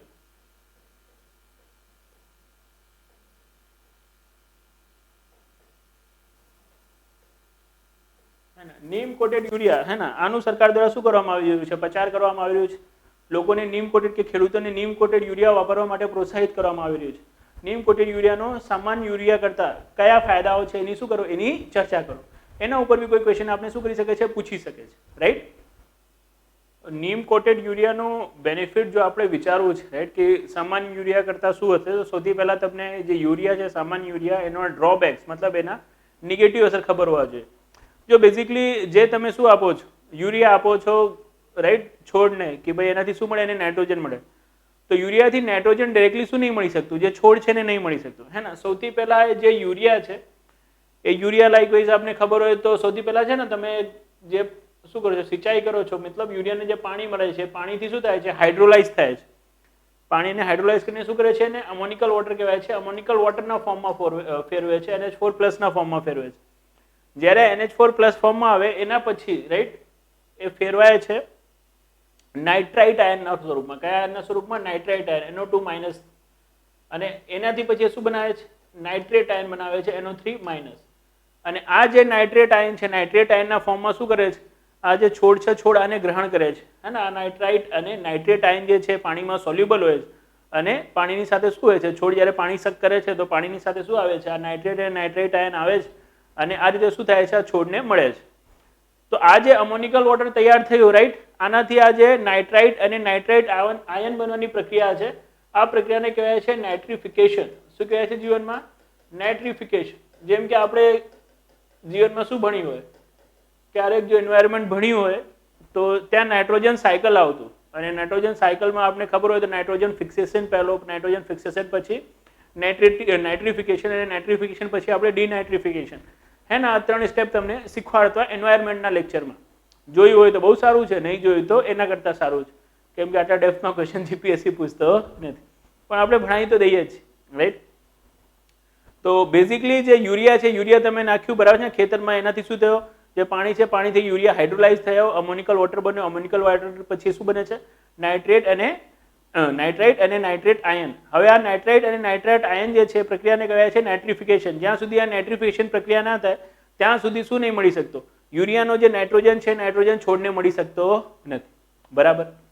હવે અમુક છોડ એવા હોય છે જે અમોનિકલ વોટરના સ્વરૂપમાં બી શું કરી લે છે, જે નાઇટ્રોજન છે નાઇટ્રોજનને ગ્રહણ કરી લે છે, જેમ કે પેડી, પેડી મતલબ ધાન, ધાન મતલબ ડાંગર, હે ને। ડાંગર છે ને અમોનિકલ વોટરમાં બી યુઝ શું હશે, જ્યારે અમોનિયાના ફોર્મમાં નાઇટ્રોજન છે ત્યારે બી એને શું કરી લેશે, ગ્રહણ કરી લેશે, પણ બીજા બધા છોડને શું જોઈએ, નાઇટ્રાઇટ કે નાઇટ્રેટ આયનના સ્વરૂપમાં જ જોઈએ। હવે બેઝિકલી હોય છે કેવું કે જ્યારે બી તમે શું કરો છો, નાઇટ્રોજન નાખો છો, મતલબ યુરિયા નાખો છો ખેતરમાં, તો ખેતરમાં જ્યારે આપ શું નાખો, આ યુરિયા નાખો, તો આ યુરિયાનું પાણીની સાથે હાઇડ્રોલાઇઝેશનની પ્રક્રિયા શું હોય છે, તે જોઈએ છે, પછી એ હાઇડ્રોલાઇઝ યુરિયા જોઈએ છે, જેને આપણે શું કહીએ છીએ, અમોનિકલ વોટર જેને બનાવે, NH4 જેને બનાવે, આ NH4+ થી શું થાય છે, જે નાઇટ્રિફિકેશનની પ્રક્રિયા છે, આ નાઇટ્રિફિકેશનની પ્રક્રિયા બી બહુ ફાસ્ટ થાય છે, બહુ જલ્દી શું થઈ જાય છે, જે યુરિયા છે હાઇડ્રોલાઇઝ થઈ જાય છે નાઇટ્રેટ આયનમાં, નાઇટ્રાઇટ આયનમાં। હવે જો આ જો યુરિયાની નાઇટ્રિફિકેશનની પ્રક્રિયા બહુ તેજ હશે તો શું નહીં કરી શકતું, છોડ આટલી ઝડપથી આ બધા નાઇટ્રેટ આયનને ગ્રહણ કરી શકતો નથી। હવે છોડ જો આ બધા નાઇટ્રેટ આયનને ગ્રહણ નહીં કરી શકે તો શું થાય છે, તો જમીનની અંદર જ એક ડીનાઇટ્રિફિકેશનની પ્રક્રિયા થાય છે, રાઈટ। સ્યુડોમોનાસ નામના જીવાણુઓ હોય છે, આ સ્યુડોમોનાસ નામના જીવાણુઓ આ નાઇટ્રાઇટ આયન અને આ નાઇટ્રેટ આયન, આ નાઇટ્રાઇટ અને નાઇટ્રેટ આયનને આ સ્યુડોમોનાસ નામના જીવાણુ સીધો નાઇટ્રોજનમાં ફેરવી શકે છે, રાઈટ, અને શું થઈ જાય છે, આ રીતે આ નાઇટ્રોજન વાતાવરણમાં મુક્ત થઈ જાય છે। એ જ રીતે જે નાઇટ્રોજન છે, રાઈટ, મતલબ જે અમોનિયા છે, સોરી નોટ અમોનિયા, જે યુરિયા છે, યુરિયાથી જો નાઇટ્રેટ આયન બહુ ઝડપથી બની ગયું તો શું થશે, ડીનાઇટ્રિફિકેશનથી અમુક નાઇટ્રોજન તો વાતાવરણમાં મુક્ત થઈ જશે, અને અમુક શું થશે, અમુક જે નાઇટ્રેટ અને નાઇટ્રેટ આયન છે એ પાણીમાં લીચ થઈ જશે, પાણીમાં લીચ થઈ જશે, જેમ કે મેં તમને કીધું ને કે ભાઈ આ શું છે, આ પાણીમાં સોલ્યુબલ છે, આ પાણીમાં સોલ્યુબલ છે અને શું નહીં થઈ રહ્યું, છોડ દ્વારા આટલો બધો પાણી ખેંચવામાં નહીં આવી રહ્યું, તો આ પાણી શું થશે, જ્યારે નીચે ઉતરશે તો પાણીની સાથે શું થશે, જે અંડરગ્રાઉન્ડ વોટર છે અંડરગ્રાઉન્ડ વોટરને મળી જશે, અને આ રીતે જો આ નાઇટ્રાઇટ અને નાઇટ્રેટ આયન અંડરગ્રાઉન્ડ વોટરને મળી ગયું તો પછી આપણું શું થઈ જાય છે, વોટર છે વોટર પોલ્યુટેડ થઈ જાય છે, નાઇટ્રેટ અને નાઇટ્રાઇટ આને કહેવાય છે, અને એને કહેવાય છે નાઇટ્રેટ। આપણે બી યાદ રાખશો તો બી ચાલશે, પણ એ તો શું છે, આપણે કેમિસ્ટ્રીના જે સ્ટુડન્ટ છે એટલે ખબર છે, રાઈટ। નાઇટ્રાઇટ અને આ નાઇટ્રેટ, આ નાઇટ્રેટ અને નાઇટ્રાઇટ આયન જ્યારે પહોંચશે પાણીમાં તો પાણીમાં શું થશે, આ આયનની માત્રા વધી જશે, અને એ પાણી જો શું થશે, બાળક પીશે તો એને શું થાય છે, નાઇટ્રાઇટ અને નાઇટ્રેટ આયનની માત્રા વધી જાય પાણીમાં, તો એનાથી કયો રોગ થાય છે, તો એનાથી બ્લુ બેબી સિન્ડ્રોમ નામનો રોગ થાય છે. કયો રોગ થાય છે જીવનમાં? Blue baby syndrome. બરાબર. તો આ રીતે જે છે વાતાવરણ જે પાણી છે પાણી બી શું થઈ જાય છે? પ્રદૂષિત થઈ જાય છે. બરાબર. These are the drawbacks of urea. કે યુરિયા જો આપ શું કરો છો, સીધું યુઝ કરો છો ખેતરમાં, તો એ યુરિયામાંથી શું થઈ શકે છે? જે પાણી છે પાણી પ્રદૂષિત થઈ શકે છે. નાઇટ્રેટ અને નાઇટ્રેટ આયનની માત્રા જો વધી જાય જમીનમાં તો એ પાણીમાં મિક્સ થઈને શું કરી શકે છે? પાણીને પ્રદૂષિત કરી શકે છે, જેનાથી બ્લુ બેબી સિન્ડ્રોમ નામનો રોગ થતો હોય છે. રાઈટ. સાથે સાથે જો યુરિયાથી શું યુરિયાનો શું નાઇટ્રિફિકેશન બહુ ફાસ્ટ હોય તો બધી નાઇટ્રોજનનો ઉપયોગ શું નહીં કરી શકાતો, છોડ દ્વારા કરી નહીં શકાતો, અને શું થઈ જાય છે? એ નાઇટ્રોજન વાતાવરણમાં મુક્ત થઈ જાય છે. અમુક નાઇટ્રોજનના સ્વરૂપમાં મુક્ત થઈ જાય છે, અમુક શું થઈ જાય છે? લીઝ થઈ જાય છે. અને આના કારણે શું થઈ જાય છે? જે સામાન્ય યુરિયા છે, સામાન્ય યુરિયાનું જે નાઇટ્રોજન યુટિલાઇઝેશન એફિશિયન્સી છે, નાઇટ્રોજન યુટિલાઇઝેશન એફિશિયન્સી, જેમાંથી મતલબ જેટલું નાઇટ્રોજન છે યુરિયાની અંદર એમાંથી કેટલું યુઝ થાય છે એની શું કહેવાય છે? એની એફિશિયન્સી કહેવાય છે. આ નાઇટ્રોજન યુટિલાઇઝેશન એફિશિયન્સી ઘટી જાય છે. આ છે ને માત્ર શું લઈ જાય છે? આ માત્ર 30 થી 45% જેટલી લઈ જાય છે. 30 થી 45% જેટલી મતલબ લાઈક 100 કિલો તમારું શું હોય નાઇટ્રોજન જો એની અંદર હોય યુરિયાની અંદર, તો આ 100 કિલો નાઇટ્રોજનમાંથી માત્ર શું થશે? માત્ર 30 કિલો નાઇટ્રોજન જ યુઝ થશે નાઇટ્રાઇટ અને નાઇટ્રેટ આયનના ફોર્મમાં. બાકી શું થશે? તો બાકી શું થઈ ગયું? નાઇટ્રોજનના સ્વરૂપમાં કન્વર્ટ થઈને એટમોસ્ફિયરમાં મિક્સ થઈ ગયું. અધરવાઇઝ જે નાઇટ્રેટ અને નાઇટ્રેટ આયન બન્યા હતા એ શું થઈ ગયા? એ પાણીમાં સોલ્યુબલ થઈને નીચે ઉતરી ગયા, લીચ કરી ગયા જેને કહેવાય છે આપણે, અને પાણીને શું કરી નાખ્યા? પ્રદૂષિત કરી નાખ્યું. હવે જો આ નાઇટ્રોજન યુટિલાઇઝેશન શું હોય, જે એફિશિયન્સી હોય ઓછી હોય, તો બટ ઓબ્વિયસ છોડને પૂરતા પ્રમાણમાં નાઇટ્રોજન નહીં મળે, અને નાઇટ્રોજન પૂરતા પ્રમાણમાં નહીં મળે તો આપણે શું કરવું પડશે? વધારે યુરિયાનો ઉપયોગ કરવો પડશે. અને વધારે યુરિયાનો ઉપયોગ કરશો તો જમીનમાં રહેતા શું હોય છે? જે સૂક્ષ્મ જીવાણુ હોય છે, સૂક્ષ્મ જીવાણુને હાનિ પહોંચે છે, જેના કારણે જમીનનું પ્રદૂષણ થાય છે. જમીનમાં શું થાય છે? જે ઉત્પાદકતા છે ઉત્પાદકતાનો નાશ થાય છે. ખ્યાલ આવ્યો? જે ખેડૂત છે ખેડૂતનો વધારે નાઇટ્રોજનનો ઉપયોગ કરવાના કારણે શું હોય છે? જે ખેડૂત છે ખેડૂતનો ખર્ચ વધતું હોય છે. These are the things. These are the drawbacks of urea. Simple urea કે સિમ્પલ યુરિયામાં જે નાઇટ્રિફિકેશનની પ્રક્રિયા હોય છે ને બહુ ફાસ્ટ હોય છે, એના કારણે એ બધી એની આડઅસરો હોય છે. તો જે સિમ્પલ યુરિયા છે ને એમાં નાઇટ્રિફિકેશનની પ્રક્રિયા શું ના થાય? ફાસ્ટ ના થાય. એના માટે એમાં મિક્સ કરવામાં આવતો હતો નાઇટ્રિફિકેશન ઇન્હિબિટર્સ. હે ને, જે શું કરે છે? જે આ નાઇટ્રિફિકેશનની પ્રક્રિયા છે, નાઇટ્રિફિકેશનની પ્રક્રિયામાં તમને બતાવી દીધું કે ભાઈ યુરિયામાંથી શું થશે? જે અમોનિકલ વોટર બને છે એ અમોનિકલ વોટરમાંથી નાઇટ્રાઇટ અને નાઇટ્રેટ આયન બનવાની જે પ્રક્રિયા છે એને કહેવાય છે નાઇટ્રિફિકેશનની પ્રક્રિયા. એ નાઇટ્રિફિકેશનની પ્રક્રિયાને શું કરે છે? ધીમી કરે છે. હવે જો નાઇટ્રિફિકેશનની પ્રક્રિયા ધીમી હોય ને તો શું થાય છે? જે યુરિયા છે યુરિયા સસ્ટેન થાય છે જમીનમાં. ધીમે ધીમે એમાંથી શું બને છે? યુરિયામાંથી નાઇટ્રાઇટ આયન અને નાઇટ્રેટ આયન બને છે. અને ધીમે ધીમે જો નાઇટ્રાઇટ આયન અને નાઇટ્રેટ આયન બને છે તો જેટલું નાઇટ્રાઇટ અને નાઇટ્રેટ પાણીમાં સોલ્યુબલ થઈ રહ્યું છે ધીમે ધીમે, એટલું પાણી શું થઈ રહ્યું છે? જે છોડ છે છોડ દ્વારા લેવામાં આવી રહ્યું છે, ખેંચવામાં આવી રહ્યું છે. તો નાઇટ્રાઇટ અને નાઇટ્રેટ આયનના સ્વરૂપમાં શું થઈ રહ્યું છે? વધારે નાઇટ્રોજન મળી રહ્યું છે. કોને? છોડને. એ નાઇટ્રાઇટ અને નાઇટ્રેટ આયનનું શું નહીં થઈ રહ્યું? નાઇટ્રોજનના સ્વરૂપમાં કન્વર્ઝન નહીં થઈ રહ્યું. ના, એ નાઇટ્રાઇટ અને નાઇટ્રેટ આયન શું થઈ રહ્યું છે? પાણીમાં જઈને મિક્સ થઈ રહ્યા છે. કેમ? કેમ કે જમીનમાં એનો એક્યુમ્યુલેશન નહીં થઈ રહ્યું. એક્યુમ્યુલેશન નહીં થઈ રહ્યું મતલબ એનો સંગ્રહણ નહીં થઈ રહ્યું. રાઈટ. તો જે નાઇટ્રિફિકેશનની પ્રક્રિયા છે ને એના ધીમા કરવા માટે યુરિયામાં શું મળવામાં આવે છે? નાઇટ્રિફિકેશન ઇન્હિબિટર્સ. હે ને, જે શું કરે છે? આ નાઇટ્રિફિકેશન પ્રક્રિયાને ધીમી કરે છે. શું મળવામાં આવે છે? નાઇટ્રિફિકેશન ઇન્હિબિટર્સ. હવે આ નાઇટ્રિફિકેશન જે ઇન્હિબિટર છે હે ને એમાં મેઇનલી યુઝ થાય છે, બે એમ લગાવી દઈએ કેમ કે દેટ ઇઝ અમોનિયમ થાયોસલ્ફેટ. રાઈટ. હવે જો અમોનિયમ થાયોસલ્ફેટ છે, નાઇટ્રોપાયરાઇન છે, હે ને, બીજો કયો છે? તો બીજો નાઇટ્રોપાયરાઇન. નાઇટ્રોપાયરાઇન, અમોનિયમ થાયોસલ્ફેટ, આવા બધા જે કેમિકલ છે ને જે શું છે? કેમિકલી નાઇટ્રિફિકેશન ઇન્હિબિટર તરીકે યુઝ થાય છે. ધીઝ આર ધ કેમિકલ્સ જે નાઇટ્રિફિકેશન ઇન્હિબિટર્સ તરીકે કામ કરે છે. આ બધા મોંઘા છે. આનું યુઝ કરવામાં આવે ને તો ખાતર શું થઈ જાય? બહુ મોંઘી થઈ જાય. તો આનો યુઝ કરવા કરતાં બેટર છે કે શું કરવામાં આવે? જે નીમ ઓઇલનો યુઝ કરવામાં આવે. રાઈટ. અને આ જે નીમ ઓઇલ છે, જેમ કે હું તમને બતાવું થોડું, આ જેમ કે તમે યુરિયા જોતા હો, રાઈટ, તો યુરિયાનું થેલું આ રીતે આવે છે અને આ રીતે દાણા દાણા સ્વરૂપમાં શું હોય છે? આ યુરિયા હોય છે. હવે આ જે દાણા દાણા સ્વરૂપમાં જે યુરિયા હોય છે એના ઉપર શું કરવામાં આવે છે? નીમ ઓઇલની કોટિંગ કરી દેવામાં આવે છે ને, નીમ ઓઇલમાં ડૂબાડીને સુખાવી દેવામાં આવે છે, જેને કહેવાય છે નીમ કોટેડ યુરિયા. જો અહીંયા લખ્યું છે ને જીવનમાં નીમ લેપિત યુરિયા. આ નીમ લેપિત યુરિયાનો હવે યુઝ કરવામાં આવે છે. સરકાર શું કરી રહી છે? આ નીમ લેપિત યુરિયા, જેને આપણે કહીએ છીએ નીમ કોટેડ યુરિયા, આના યુઝને પ્રમોટ કરી રહી છે. કેમ કરી રહી છે? આના બેનિફિટ શું છે એ જ આપણને જોવાનું છે.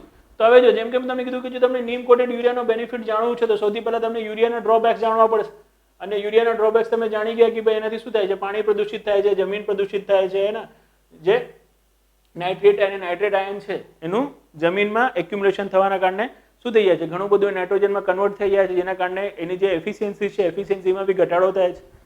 નીમ કોટેડ યુરિયામાં આવું કશું નહીં થાય, કેમ કે નીમ કોટેડ યુરિયા શું થઈ રહ્યો છે, જે નાઇટ્રિફિકેશન ઇન્હિબિટર તરીકે છે એ રીતે વર્તી રહ્યો છે, હે ને. જે કામ અમોનિયમ થાયોસલ્ફેટ કરતો હતો એ અમોનિયમ થાયોસલ્ફેટની જગ્યા કોણ કરશે, હવે આ જે નીમ ઓઇલ છે નીમ ઓઇલ કરશે.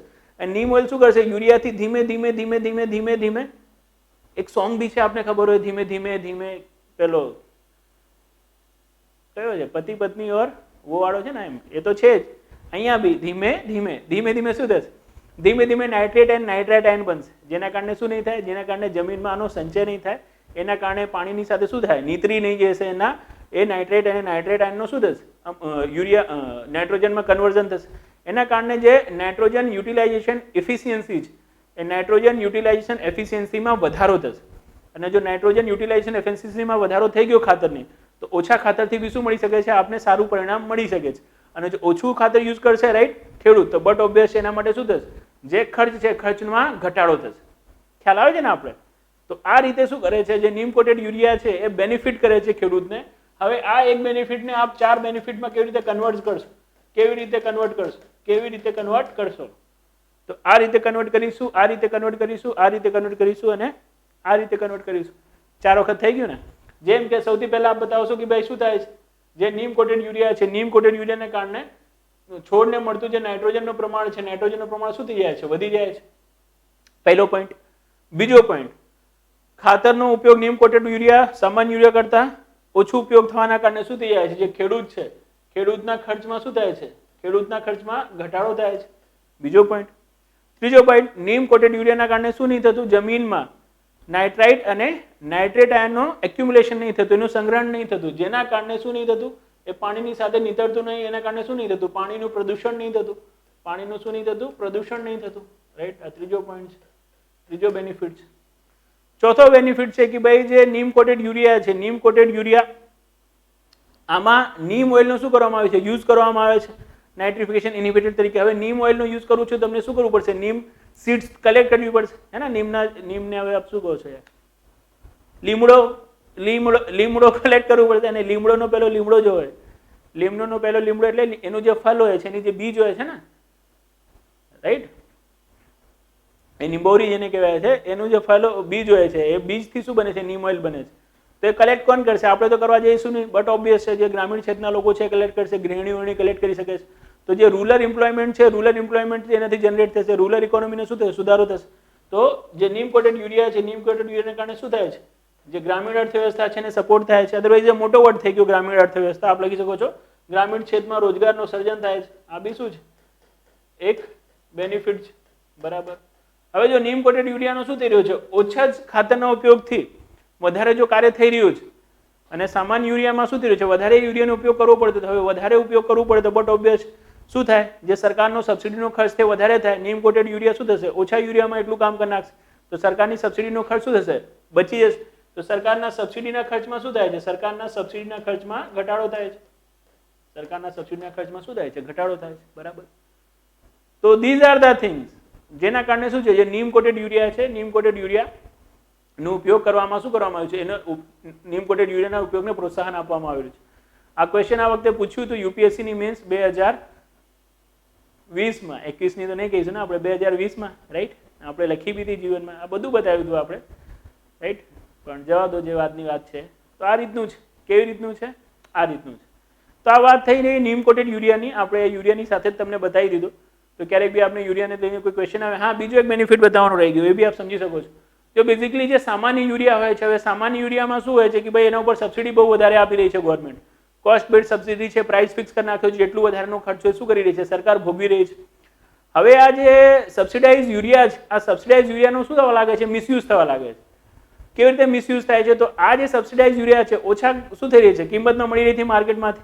તો આનું છે ને લોકો યુઝ કરે છે અલગ અલગ જગ્યામાં, જેમ કે પ્લાયવુડ છે, પ્લાયવુડને ચોંટાડવા માટે પ્લાયવુડ બાઇન્ડર તરીકે આ યુરિયાનો યુઝ થાય છે, ગમ તરીકે યુઝ થાય છે પ્લાયવુડ બાઇન્ડર તરીકે.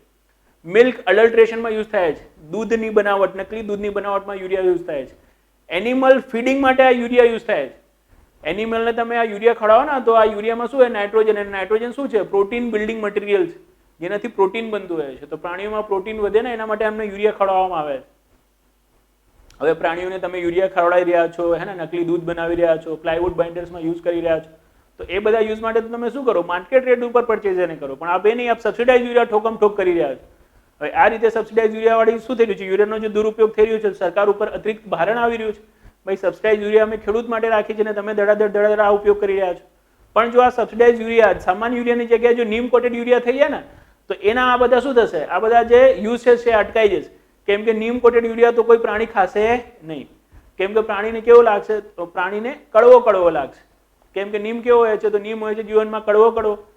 હવે કડવો કડવો લાગશે તો પ્રાણી કહેશે કે ઓ મને જીવનમાં માલિક કડવો લાગી રહ્યો છે, તો માલિક કહેશે કે જો કડવો લાગી રહ્યો છે તો લે થોડું જીવનમાં ગોળ ખાઈ લે, ખાણ ખાઈ લે, થોડું પેપ્સી કોલા પી લે, આ રીતે. તો શું થશે કે ભાઈ નીમ કોટેડ યુરિયાથી જેટલો ખર્ચ બચશે ખેડૂતનો એના કરતાં વધારે ખર્ચ શું થશે, આ કોલા, ગુડ અને શક્કર આ બધું ખવડાવવામાં એનો ખર્ચ થઈ જશે. કે છે જાય જાઓ તેલ લેવા જાઓ, આ નીમ કોટેડ યુરિયા નથી ખવડાવવું. તો દેટ ઇઝ ધ થિંગ જે મિસયુઝ છે રોકાશે. અડલ્ટરેટ મિલ્ક આપશું નહીં બનાવી શકતા, નીમ કોટેડ યુરિયાથી નહીં બનાવી શકતા. જે ઇન્ડસ્ટ્રીયલ યુઝ થઈ જાય છે હે ને યુરિયાનો, એ ઇન્ડસ્ટ્રીયલ યુઝ બી શું નહીં થઈ શકતું, નીમ કોટેડ યુરિયાનો થઈ શકતો નથી. તો જે નીમ કોટેડ યુરિયા છે, નીમ કોટેડ યુરિયા શું કરી જાય છે, જે યુરિયાનો દુરુપયોગ થઈ રહ્યો છે એ દુરુપયોગને અટકાવી દે છે. શું અટકાવી દે છે, યુરિયાના દુરુપયોગને અટકાવી દે છે. એના કારણે શું છે, તો એના કારણે નીમ કોટેડ યુરિયા કરતા વધારે ઇમ્પોર્ટન્ટ છે. ડન. તો હોપ સો આપને શું આવી ગયું હશે, આ નીમ કોટેડ યુરિયાનો બેનિફિટ શું શું છે એ એક્ઝેક્ટ ખ્યાલ આવી ગયો હશે, રાઈટ. ખબર નહીં કેમ એવું દિલમાં લાગી રહ્યું છે કે આવો કોઈ ક્વેશ્ચન શું થઈ શકે છે, એક્ઝામમાં થઈ શકે છે, એના કારણે શું કર્યું છે આપણે આટલી ડિટેલિંગમાં આને બતાવ્યું છે. ઓકે, તો આ હતી વાત કોની, તો આ હતી વાત નીમ કોટેડ યુરિયાની. તો હવે આખી યુરિયાની શું છે જે ચર્ચા છે ને કરેલા પછી એના ઉપર જે શું છે કોસ્ટ બેઝ સબસિડી છે એની ચર્ચા કરી લીધા પછી આપણે વાત કરીએ છીએ ન્યુટ્રિશન બેઝ સબસિડીની. કોની? ન્યુટ્રિશન બેઝ સબસિડીની. જે એવા ખાતરોમાં આપવામાં આવે છે જે ખાતરોમાં શું નથી, નાઇટ્રોજન નથી. જેમ કે યુરિયા છે ને, તો યુરિયામાં શું હોય છે 46% નાઇટ્રોજન હોય છે. પણ જો આપ શું લો છો, જો આપ લો છો ડીએપી, ડાયએમોનિયમ ફોસ્ફેટ, તો એમાં 46% શું હોય છે, તો એમાં 46% ફોસ્ફરસ હોય છે. મતલબ જો આપ શું લો છો, જો આપ 100 કિલો ડીએપી લો છો તો એમાંથી 46 કિલોગ્રામ, જે બી કહેતા હો 46 ને 46 કિલોગ્રામ શું હશે, ફોસ્ફરસ હશે. અને એને જ કહેવાય છે કે ન્યુટ્રિશન કન્ટેન્ટ, હે ને, એમાં પોષક તત્વોનું પ્રમાણ કેટલું છે. અને જે ન્યુટ્રિશન બેઝ સબસિડી છે ને આના જ આધારે આપવામાં આવે છે. શેના આધારે આપવામાં આવે છે? આના જ આધારે આપવામાં આવે છે. જેમ કે એનબીએસ સ્કીમમાં કેવું હોય કે અલગ અલગ લોકો શું બનાવી રહ્યા છે, ફોસ્ફરસ વાળો, પોટાશ વાળો, હે ને, મોનિબ્લેડિનમ વાળો, ઝિંક વાળો, આ બધા પોષક તત્વોવાળો ખાતર બનાવી રહ્યા છે. હવે શું છે, લાઇકવાઇઝ ડીએપી છે, તો સામાન્યતા ડીએપીમાં શું હોય છે, તો સામાન્યતા ડીએપીમાં 46% શું હોય છે, ફોસ્ફરસ હોય છે. શું હોય છે? 46% ફોસ્ફરસ. હવે ન્યુટ્રિશન બેઝ સબસિડીમાં શું હશે? ન્યુટ્રિશન બેઝ સબસિડીમાં સરકાર પ્રાઇસ ફિક્સ નહીં કરે. આપને આ નહીં કે જીવને શું કરવું પડશે, આપને ડીએપી, હે ને, ડાયમોનિયમ ફોસ્ફેટ આટલા રૂપિયામાં જ વેચવું પડશે, કે મ્યુરેટ ઓફ પોટાશ, હે ને, જે શું છે પોટેશિયમનું ખાતર છે, એને આટલા રૂપિયામાં જ વેચવું પડશે. આપ કિંમત શું કરો, પોતાની રીતે નક્કી કરો. કેમ કે શું કરી છે, કંપનીઝ બનાવી રહી છે, તો કંપનીમાં શું છે, કોમ્પિટિશન છે. આપ વધારે કિંમત રાખશો તો બટ ઓબ્વિયસ છે શું નહીં વેચાય, આપની ખાતર નહીં વેચાય. તો કિંમત આપ નક્કી કરો, પણ હા અમે શું કરીશું, અમે તમને હેલ્પ કરીશું. કેવી રીતે હેલ્પ કરીશું? તો જેટલું ન્યુટ્રિશન છે, જેમાં જેટલા એમાં પોષક તત્વો છે, તો પર કેજી પોષક તત્વોના આધારે અમે શું કરીશું, તમને સબસિડી આપી દઈશું. લાઈક ભાઈ સમજો કે 1 કિલોગ્રામ જો શું હોય ફોસ્ફરસ હોય તો સરકાર 10 રૂપિયા સબસિડીને આપે. 10 રૂપિયા શું આપે? સબસિડીને આપે. તો હવે સમજો કે 100 કિલોગ્રામની સી છે બોરી છે ડીએપીની, અને 100 કિલોગ્રામની બોરી છે, તો એમાં ફોસ્ફરસનો પર્સન્ટેજ કેટલું? 46%. તો ફોસ્ફરસ કેટલા ગ્રામ હશે? 46 ગ્રામ હશે. અને 1 કિલો ફોસ્ફરસ માટે 10 રૂપિયા, તો 46 કિલોગ્રામ ફોસ્ફરસ માટે કેટલા? 460 રૂપિયા. તો આ ઉત્પાદકને એક બોરી ઉપર 460 મળશે. પણ બીજો કોઈ ઉત્પાદક શું કરી રહ્યો છે, ડીએપી બનાવી રહ્યો છે, અને એમાં 46% શું નથી, ફોસ્ફરસ નથી, સમજો 40% જ, તો એને 400 રૂપિયા સબસિડી ના મળશે, રાઈટ. અને એક એવો ઉત્પાદક છે જે 46% શું રાખી રહ્યો છે, ફોસ્ફરસ તો નાખી જ રહ્યો છે, સાથે સાથે મોનિબ્લેડિનમ બી નાખી રહ્યો છે, ઝિંક બી નાખી રહ્યો છે. હવે મોનિબ્લેડિનમ અને ઝિંકનું બી હશે શું હશે, પર કેજી જે સરકારે નક્કી કર્યું હશે કે આટલું સમય શું આપીશું, સબસિડી આપીશું, એ કાઉન્ટ થઈને એને મળી જશે, રાઈટ. આ રીતે કહેવાય છે NBS, nutrition base subsidy. Nutrition base સબસિડીમાં આપની ખાતરમાં જેમ જેમ પોષક તત્વોની માત્રા વધતી જાય છે તેમ તેમ શું થઈ જાય છે, એના ઉપર જે સબસિડીનું પ્રમાણ છે, સબસિડીનું પ્રમાણ વધતું જાય છે.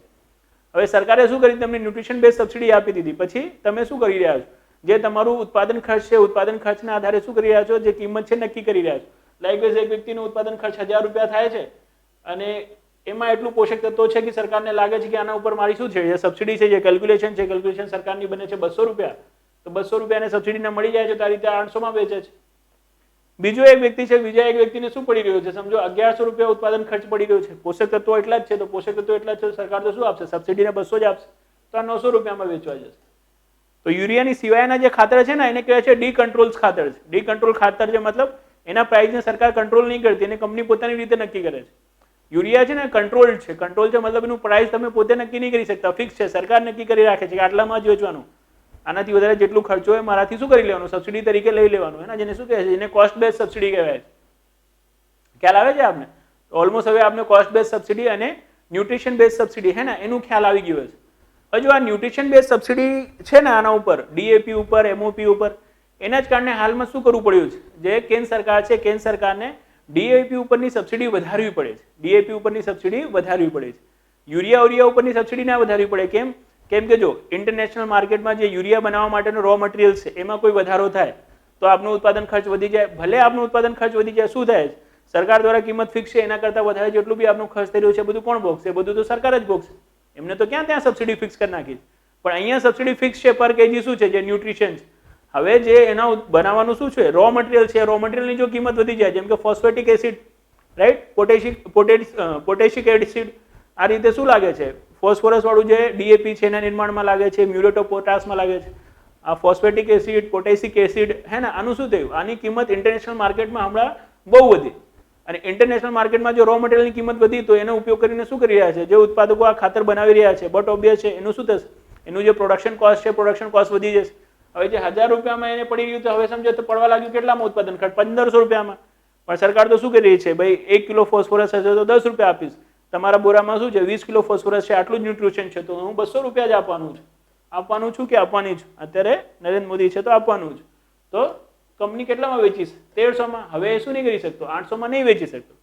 કેમ? કેમ કે રો મટીરિયલનો ખર્ચ વધવાના કારણે શું થઈ ગયો છે, એનો ખર્ચ વધી ગયો છે, અને એ ખર્ચનો અતિરિક્ત ભારણ શું નહીં લઈ રહી, એ ખર્ચનો અતિરિક્ત ભારણ સરકાર નહીં લઈ લે. અને આ જ થયું ઇન્ટરનેશનલ માર્કેટમાં. શું થયું, આજે ડીએપી બનાવવાના શું રો મટીરિયલ છે એનો ભાવ વધ્યા, એના કારણે એના ભાવ બહુ વધી ગયા.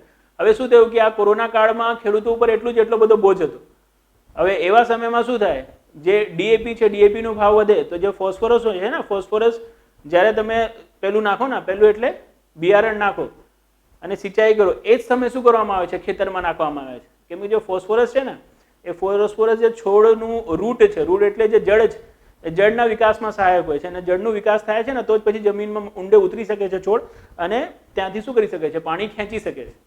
તો બહુ ઉપયોગી ખાતર છે, હે ને. અને જ્યારે શું આવી ગયું, સોવિંગ સિઝન આવી, હવે આવા સોવિંગ સિઝનમાં, આવા બિયારણના સિઝનમાં, મતલબ આવા વાવેતરના સિઝનમાં જો આનો ભાવ વધે તો ખેડૂતોને શું થાય, બહુ નુકસાની થાય, ખેડૂતોને ખરીદી ના શકે, એમને પરવડશે નહીં. એટલા માટે સરકારે શું કર્યું કે ભાઈ જે ડીએપી છે, ડીએપી ઉપરની સબસિડીમાં વધારો કરી દીધો, કે ભાઈ 1 કિલો શું હતું, ફોસ્ફરસ હતું, એના ઉપર અમે જો 10 રૂપિયા આપતા હતા, હવે 1 કિલો જો ફોસ્ફરસ તમારા અંદર હશે તો એમાં અમે શું આપીશું, 20 રૂપિયા આપીશું. તો બટ ઓબ્વિયસ છે, જ્યાં 200 રૂપિયા સબસિડીને મળતા હતા એની જગ્યાએ શું મળવા લાગશે, 400 રૂપિયા મળવા લાગશે. તો જ્યાં 1300 પ્રાઇસ થતું તો ત્યાં પ્રાઇસ કેવો થશે, 1100 થવા લાગશે, જેના કારણે ખેડૂત માટે શું થઈ જશે, થોડું સસ્તું થઈ જશે. તો આને કહેવાય છે ન્યુટ્રિશન બેઝ સબસિડી. શું કહેવાય છે આને, ન્યુટ્રિશન બેઝ સબસિડી. હવે જો આ ન્યુટ્રિશન બેઝ સબસિડીથી વેચાતો ખાતર હોય કે પછી કોસ્ટ બેઝ પ્રાઇસથી વેચાતો ખાતર હોય, આ જે સબસિડી છે, આ સબસિડી કેવી રીતે પહોંચાડવામાં આવી રહી છે ખેડૂતો પાસે, તો આ સબસિડી પહોંચાડવામાં આવી રહી છે ખેડૂતો પાસે પરોક્ષ રીતે. પ્રત્યક્ષ રીતે તો પહોંચાડવામાં જ નહીં આવી રહી. કેમ કે જે ઉપરનો ખર્ચ છે, રાઈટ, યુરિયા બનાવવાનો, એ બી કોને મળે છે, કંપનીને. અને પોષક તત્વોના પ્રમાણ જેટલું અહીંયા શું કર્યું છે, લોકો વધારી રહ્યા છે, એના ઉપર સબસિડી મળે, કોને મળે છે, તો એ બી મળે છે કંપનીને. આપ ઉત્પાદકને શું કરો છો, સહાયના પૈસા આપો છો, અને ઉત્પાદકને જો સહાયના પૈસા આપશો તો એ સબસિડી કેવી કહેવાશે, તો એ સબસિડી કહેવાશે પરોક્ષ સબસિડી. તો અત્યારે ખાતરમાં જે સબસિડી છે, જે બી પ્રકારથી આપવામાં આવે, ન્યુટ્રિશન બેઝ સબસિડીના હિસાબે આપવામાં આવે કે પછી કોસ્ટ પ્રાઇસના હિસાબે આપવામાં આવે, એ બધું કેવું છે, એ બધું પરોક્ષ સબસિડીના પ્રકાર છે. કેવા છે, પરોક્ષ સબસિડીના હિસાબે આપે છે, પરોક્ષ સબસિડીના હિસાબે આપવામાં આવ્યું છે. હવે પરોક્ષ સબસિડીના હિસાબે આપવામાં આવ્યું છે ને, એના જ કારણે શું નહીં થઈ રહ્યું, એનું જે ઇફેક્ટ છે, એનું જે ઉપયોગિતા છે, જેટલી થવી જોઈએ ને એટલી નહીં થઈ રહી. એના સરકાર દ્વારા ખાતર ઉપર સબસિડીનો અત્યાધિક બોજો વહન કરવા છતાં પણ ખેડૂતોને એનો લાભ પહોંચી રહ્યો નહીં. એના કારણોની ચર્ચા કરો, એના કારણોની શું કરો? ચર્ચા કરો. તો આવો એના કારણોની ચર્ચા કરીએ. તો જો બહુ સિમ્પલ છે, જેમ કે સરકારે શું કર્યું હતું ખબર છે? પહેલા તો આ પરોક્ષ સબસિડી જે છે ડાયરેક્ટલી આપતા હતા, સીધું કંપનીને આપી દેતા હતા કે આટલો તમારું ઉત્પાદન થયું છે ને, આટલો પકડો, આ સબસિડી પકડી લો. પણ 2020 થી સરકારે છે ને એક પોર્ટલ બનાવ્યો છે, એનું નામ છે ઈ ઉર્વરક પોર્ટલ. શું બનાવ્યો છે? ઈ ઉર્વરક પોર્ટલ. હવે સમજી લો કે સરકારે સુધારાઓ કર્યા છે કે ભાઈ કેવી રીતે શું થાય, સબસિડીનો ઉપયોગ વધારે થાય, બટ તો બી નહીં થઈ રહ્યું, કેમ કે હજી બી આમાં શું છે, ઘણા બધા રૂપ છે. હવે જો ઈ ઉર્વરક, આપને કહી દઉં, ખાતર છે ને, ખાતરને હિન્દીમાં ઉર્વરક કહેવાય છે. અને બટ ઓબ્વિયસ સરકાર ગુજરાતીમાં તો નામ રાખશે નહીં. નામ શેમાં રાખશે? નામ રાખશે હિન્દીમાં. તો એટલા માટે આપણે લાગશે આ તો કયો વળી પોર્ટલ આવી ગયો? તો આ ખાતર portal, e Urvarak portal. Department of fertiliser જે છે હે ને, એ department of fertilisers right maintain કરે છે કોને? ઈ ઉર્વરક પોર્ટલને. હવે આ ઈ ઉર્વરક પોર્ટલ છે ને, આમાં જ્યારે એન્ટ્રી આવે છે, જેટલી એન્ટ્રી આવે છે એના આધારે સબસિડી શું થાય છે? જે કંપનીઓ છે કંપનીઓને આપવામાં આવે છે. જ્યારે કંપનીઓ ઉત્પાદન કરી રહ્યા છે યુરિયાનો કે પછી ફોસ્ફરસ વાળી કે પછી પોટાશ વાળી ખાતરનો, ત્યારે એમને સબસિડી નહીં પ્રોવાઈડ કરવામાં આવતી. સબસિડી ત્યારે જ પ્રોવાઈડ કરવામાં આવે છે જ્યારે એમને શું કર્યું છે? જે ઉત્પાદન કર્યું છે ને, ઉત્પાદન વેચાઈ જાય. હવે ઉત્પાદન વેચાય છે કેવી રીતે? તો એ ઉત્પાદન વેચાય છે રિટેલર પાસે. તો સમજો જીવનમાં કોણ છે? તો જીવનમાં કંપની છે. કોણ છે? કંપની. હવે કંપનીથી હોલસેલર પાસે આવ્યું, બરાબર છે ને? હોલસેલર શેના પાસે આવ્યો? રિટેલર પાસે આવ્યો. કોના પાસે આવ્યો? રિટેલર પાસે. હવે આ રિટેલર પાસે શું હશે? એક પીઓએસ મશીન હશે, પોઈન્ટ ઓફ સેલ મશીન. અને આ પીઓએસ મશીનનો સર્વર શેનાથી કનેક્ટેડ છે? ઈ ઉર્વરક પોર્ટલથી કનેક્ટેડ છે. હવે શું થશે કે ભાઈ કોઈ બી વ્યક્તિ અહીંયા શું લેવામાં આવ્યો? ખાતર લેવામાં આવ્યો કે ભાઈ આપો જીવનમાં ખાતર આપો. તો જે બી વ્યક્તિને આ રિટેલર ખાતર આપી રહ્યો છે, કમ્પલસરી છે કે પીઓએસ મશીનમાં શું કરવું પડશે? એની એન્ટ્રી કરવી પડશે. અને પીઓએસ મશીનમાં જ્યારે પોઈન્ટ ઓફ સેલ મશીનમાં એન્ટ્રી કરો છો તો કમ્પલસરી છે કાં તો આ કિસાનનો કેસીસી નંબર, કેસીસી કાર્ડ જે કિસાન ક્રેડિટ કાર્ડ હોય છે એ નંબર, કાં તો આધાર કાર્ડ નંબર. કયો નંબર? આધાર કાર્ડ નંબર શું કરવામાં આવે? આમાં પંચ કરવામાં આવે.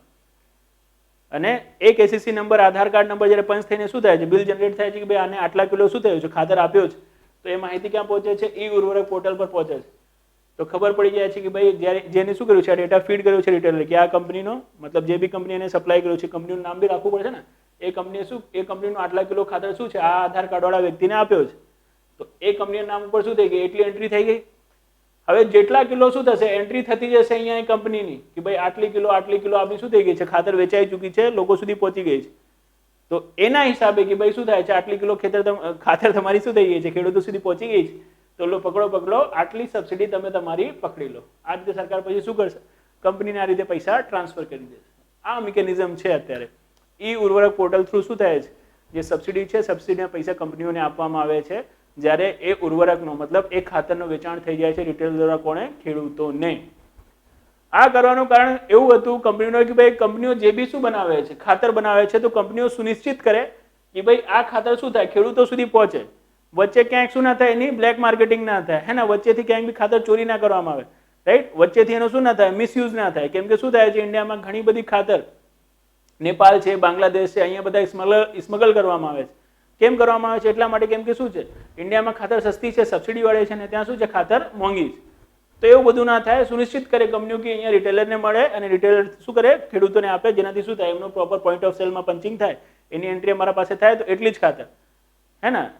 રિટેલરે શું કરી દીધી? બાંગ્લાદેશ મોકલી દીધી, આ બધી જગ્યાએ મોકલી દીધી. તો બટ ઓબ્વિયસ એક આધાર કાર્ડ નંબર, કેસીસી નંબર ઉપર શું નથી? એન્ટ્રી નથી. ઈ ઉર્વરક પોર્ટલમાં એન્ટ્રી નથી. તો એના ઉપર અમે સબસિડી નહીં આપીશું. તો જે સબસિડી લીકેજ થાય, સબસિડી લીકેજ ઓછું થાય એના માટે સરકારે આ પગલું ભર્યું. પણ આ પગલું ભરવા છતાં પણ જે સબસિડીની ઉપયોગિતા છે, સબસિડીની ઉપયોગિતામાં વધારો નહીં થયો. ખાતરની સબસિડી હજી બી શું નથી? એટલી અસરકારક નથી, એટલી ખેડૂતો સુધી પહોંચતી નથી. હજી બી શું છે? આ સબસિડીમાં ઘણો બધો લીકેજ. હજી બી શું છે? આ સબસિડીમાં ઘણો બધો લીકેજ. કેવી રીતે? તો જીવનમાં આવી રીતે. જો બહુ સિમ્પલ છે કે હવે આ જે રિટેલર ભૈયા છે, આ રિટેલર ભૈયાને ખબર છે કે કોણ ખેડૂત છે, કોણ નથી? એવું તો ખબર જ નથી. અને સરકારે બી શું નહીં રાખ્યું? મેન્ડેટરી નહીં રાખ્યું કે તમને શું કરવું પડશે? તમારું ખેડૂત માટેનો કોઈ ઓળખ કાર્ડ આપને બતાવવું પડશે રિટેલરને, તો જ પછી રિટેલર શું કરી શકે છે? આપને ખાતર વેચી શકે છે. જેની બી પાસે આધાર કાર્ડ છે, આધાર કાર્ડ લઈને જાઓ, 60 શું લઈ લો? ખાતર જીવનમાં લઈ લો. તો એના કારણે શું નથી, જે ખાતર માત્ર ખેડૂતો દ્વારા ખરીદવામાં આવે છે આ પ્રક્રિયાથી સુનિશ્ચિત કરવામાં આવી શકતો નથી.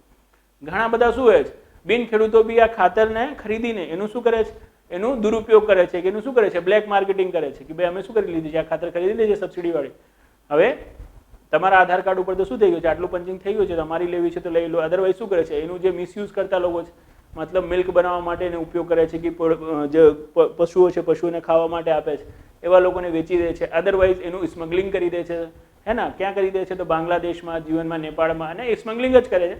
કેમ કે અહીંયા જેમને એડલ્ટરેટ મિલ્ક બનાવવું હશે, જેમને ભેંસને ખવડાવવું હશે, રાઈટ, ભેંસ એટલા માટે આપણે વધારે કર્યા છે કેમ કે ભેંસ જ વધારે ખાય છે, તો એ લોકો શું કરી લેશે, એ લોકો તો પોતે ખરીદી લેશે, કેમ કે શું કરી શકે છે, કોઈ બી જઈને ખરીદી શકે છે, અને કોઈ બી આધાર કાર્ડ ઉપર શું નથી, ફિક્સ નથી. એક બારમાં આપ 100 બોરી ખરીદી શકો છો. લાઈક શું કહ્યું, હું કેમ જાઉં, મારી કાઢે તો શું નથી, ખેતર છે જ નહીં. એક સમય હતો જ્યારે આપણી પાસે બહુ ખેતર હતો, અને એક સમય એવો છે જ્યારે ખેતર નથી. પણ આ એક્ઝામમાં આવશે નહીં એટલા કારણે આપણે બતાવતા નથી. તો તમે વિચારી લેજો આ કોણ છે. હવે આ વ્યક્તિ છે, બરાબર, થોડી મૂછ બી લગાવીએ, અને બસ મૂછ જ લગાવીશું, બીજું કશું નહીં લગાવીશું, ચિંતા ના કરો, બરાબર. અમુક લોકો વિચારીએ છે હવે આ લગાવશે એટલે સમજો છો ને ભાઈ, તમે નહીં સમજતા. આ લગાવશો એટલે કાન લગાવશે, નાક લગાવશે, હે ને યાર, શું યાર તમે. તો આ રીતનું છે. કેવી રીતનું છે, આ રીતનું છે, બરાબર. તો આ વ્યક્તિ સમજો ગયો અહીંયા રિટેલર પાસે લેવા માટે, તો એક સમયમાં કેટલું મેક્સિમમ કેટલા બોરા, 100 બોરા લઈ શકે છે, મતલબ 100 ક્વિન્ટલ લઈ શકે છે, કે 100 બોરા આપો, એનાથી વધારે નહીં લઈ શકતો. હવે એનો મતલબ એ નથી કે આ વ્યક્તિ ઉપર કેપિંગ લાગી ગઈ છે કે તમે 100 બોરા જ લઈ શકો છો. એક વખતમાં 100 બોરા લઈ શકે છે. આજે 100 બોરા લો, કાલે ફરી પહોંચો, ફરી 100 બોરા મળી જશે. તો એક વ્યક્તિ શું કરી શકે છે, પોતાના જરૂરત કરતા વધારે ખાતર ખરીદી શકે છે, અને એને બ્લેક માર્કેટિંગ કરી શકે છે, એને સ્મગલ કરી શકે છે. સરકારે પર વ્યક્તિ ઉપર કોઈ લિમિટ લગાવી છે નહીં. તો આ બી શું છે, આ બી એક ઇસ્યુ છે જે સરકારે સોલ્વ કરવાનું બાકી રાખ્યો છે, જેના કારણે શું નહીં થઈ રહી, એની ઉપયોગિતા પ્રોપર રીતે નહીં થઈ રહી, એનું જે બ્લેક માર્કેટિંગ છે, એનું જે સ્મગલિંગ છે, એ સ્મગલિંગ રોકવામાં સફળતા નહીં મળી રહી, બરાબર. ત્રીજું શું ઇસ્યુ છે, જો ત્રીજું ઇસ્યુ છે કે આટલી બધી સબસિડી આપવા છતાં પણ, ખાતર ઉપર આટલી બધી સબસિડી હોવા છતાં પણ ખેડૂતો માટે સબસિડીની ઉપયોગિતા એટલી બધી નહીં રહી જતી. ખેડૂતો માટે શું નહીં રહી જતી, એ સબસિડીની ઉપયોગિતા એટલી બધી નહીં રહી જતી. કેમ નહીં રહી જતી, તો જો બહુ સિમ્પલ છે યાર. હવે આ ખેડૂત ભૈયા છે, તો આ ખેડૂત ભૈયા એવું તો છે નહીં કે ખાતર જ ખરીદે છે. ખાતરની સાથે જીવનમાં શું કરે છે, ટ્રેક્ટર બી ખરીદે છે, ટ્રેક્ટરની સાથે શું કરે છે, સિંચાઈના સાધનો બી ખરીદે છે. હવે જો તમે શું કરી રહ્યા છો, ખેડૂતને મદદ કરી રહ્યા છો, તો ટ્રાય કરો તમે ખેડૂતથી શું ના લો, ટેક્સ ના લો. પણ એવું નથી. ખાતર ઉપર શું છે, 5% જીએસટી, રાઈટ, ટ્રેક્ટર ઉપર શું છે, તો 12% જીએસટી, સિંચાઈના અમુક સાધનો ઉપર શું છે, 12 થી 5% જીએસટી છે. તો આ રીતે જીએસટી શું કરી રહ્યો છે, જે ખેડૂત છે, ખેડૂત પે કરી રહ્યો છે. બટ ઓબ્વિયસ છે, પરોક્ષ કરી રહ્યો છે, તો પરોક્ષ કરો કોણ પે કરશે, જે બી ઉપભોક્તા હોય છે એ જ પે કરે છે. ઉત્પાદક તો પે નહીં કરતો, તો વસ્તુની કિંમતમાં એડ કરીને આપથી વસૂલ કરી લેશે. તો આ રીતે કરવેરાનો બોજો શું આવે છે, ખેડૂત ઉપર આવે છે. હવે જીએસટી ઇનપુટ ક્રેડિટ મેથડથી ચાલે છે, કે આપણે જેટલી બી શું કર્યું છે, જીએસટી ભર્યું છે, એ જીએસટી ભરીને જે વસ્તુ આપ ખરીદીને લાવ્યા છો, અને એ વસ્તુથી આપ જે વસ્તુ બનાવીને વેચો છો, એના ઉપર તમે શું કરો છો, જેટલું જીએસટી કલેક્ટ કરો છો, તો એ બધું જીએસટી ગવર્મેન્ટને આપવાની જરૂર નથી. જેટલું જીએસટી આપ પહેલા શું કરી શકો છો, આગળ આપી ચૂક્યા છો, એટલું વાત થઈ જશે. આપણે જીએસટી લેક્ચરમાં બહુ મસ્ત રીતે સમજાવ્યું છે, આપણે જોયું હશે, જોઈએ લેક્ચર તો, હે ને, ઇટ્સ ઓલ અબાઉટ જીએસટી. એમાં આપણે કેવી રીતે તમને ઇનપુટ ટેક્સ ક્રેડિટ મેથડ બતાવી છે, બહુ આરામથી અને બહુ વિસ્તારથી બતાવી છે. હોપસો આપણે જોયો હશે, અને હોપસો તમને મજા બી જીવનમાં આવી હશે, બરાબર. જેમ કે સમજો આ ખેડૂત ભૈયા શું કર્યું, આ ખાતર છે, ટ્રેક્ટર બેક્ટર છે, સિંચાઈ વિચાઈ છે, આ બધા સાધનો જે લઈને આવ્યા, એમના ઉપર શું થયું, એમને અલગ અલગ લોકોએ ટોટલ 500 રૂપિયા જીએસટી લીધી, બરાબર. હવે જ્યારે આ શું કરશે, આ બધી વસ્તુનો ઉપયોગ કરીને શું કરશે, જે અન્ન ઉત્પાદન છે જ કરશે, ઘઉંનું ઉત્પાદન કરશે, બરાબર છે, ડાંગરનું ઉત્પાદન કરશે. તો આ જે ઘઉં છે, આ ડાંગર છે, આના ઉપર અમને આ જીએસટી નો ક્રેડિટ નહીં મળે. કેમ કે ક્રેડિટ ક્યારે મળે, જ્યારે ઘઉં ઉપર, ડાંગર ઉપર બી જીએસટી લઈ રહ્યા હો, તો સામેવાળા વ્યક્તિ ઘઉં ખરીદી રહ્યા છો, તો લાવો ઘઉં ઉપર તો 5% શું છે, જીએસટી. 100 રૂપિયા ઘઉંની કિંમત, 5 રૂપિયા જીએસટી ના, લાવો 105 રૂપિયા લાવો. આ રીતે આ વેચી નહીં શકતો. કેમ કે ખેતીકીય પેદાશ ઉપર શું નથી, કોઈ જીએસટી છે જ નહીં. હવે ખેતીકીય પેદાશ ઉપર કોઈ જીએસટી છે જ નહીં, તમે કોઈથી જીએસટી કલેક્ટ કરી જ નહીં લ્યા, તો તમને આ ઇનપુટ ટેક્સ ક્રેડિટ મળશે નહીં. કેવો, ચલો તમે 500 પહેલા ભરી દીધું છે, અને લોકોથી તમે 1000 રૂપિયા વસૂલ કર્યું છે, તો 1000 અમને આપવાની જરૂર નથી. 500 રૂપિયા તમે પહેલા ભરી દીધું છે, તો હવે આમાંથી અમને 500 જ આપો, હે ને. અને અમારા શું થઈ જશે, 500 જે તમે અહીંયા ભરી દીધું છે, અને આ 500 અમારા 1000 થઈ જશે. 500 તમે રાખો, જે તમે પહેલા ભરી દીધું છે.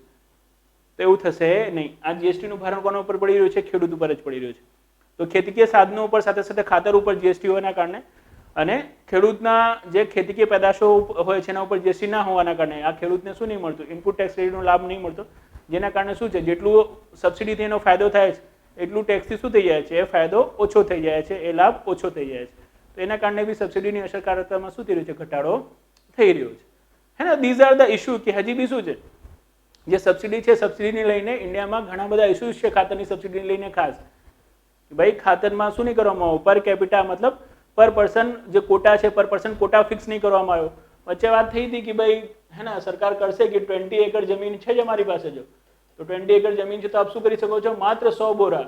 બોરા સમજો ને, એટલે બોરા એટલે એક જ્ઞાતિવી છે અહીંયા બોરા, એ જ નહીં કહી રહ્યો, બરાબર ને? બોરા એટલે બોરી, બોરી એટલે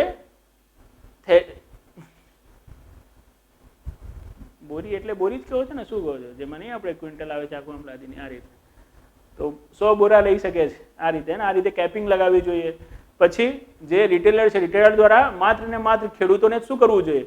જે ખાતર છે ખાતરનું વેચાણ કરવા જોઈએ એવી વ્યવસ્થા કરવી જોઈએ.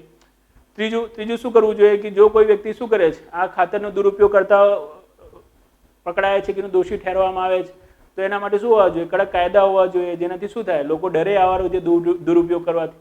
સાથે સાથે ખેતીકીય સાધનો ઉપરનું જીએસટી શું કરવું જોઈએ? દૂર કરવું જોઈએ, જેનાથી શું ના થાય?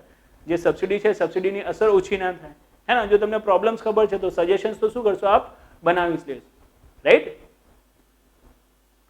તો રાઈટ, તો that is about subsidy. And કેમ જે ડીએપી છે, ડીએપી ઉપરની સબસિડી શું કરી છે? સરકારે વધારી છે, એની ચર્ચા આપણે કરી. અને સબસિડી છે તો સબસિડીનો ખર્ચ ઇન્ડિયામાં કેમ વધારે છે? કેમ કે ઇન્ડિયામાં શું છે, ઘણા બધા લોકો અત્યારે શું છે, ગરીબ છે. 37% કરતાં વધારે લોકો ગરીબી રેખાની નીચે છે. તો એમને જીવન જરૂરિયાતની વસ્તુઓ મળી રહે એટલા માટે સરકારનું શું છે, સબસિડી આપવું જરૂરી પડે છે જીવન જરૂરિયાતની વસ્તુઓ પર.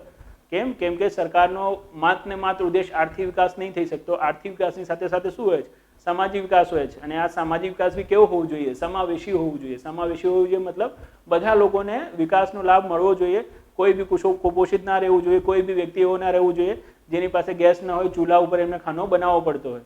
એના કારણે સરકારને હજી શું કરવું પડે છે? સબસિડી આપવી પડે છે. પોતાના ઉદ્દેશોને, સામાજિક વિકાસના ઉદ્દેશોને, ભારતમાં રહીને આર્થિક અસમાનતાને જોઈને અને બધા લોકો જીવન જરૂરિયાતની વસ્તુઓ પહોંચી શકે એના માટે ભારત સરકારને હજી બી સબસિડી આપવી જરૂરી બને છે.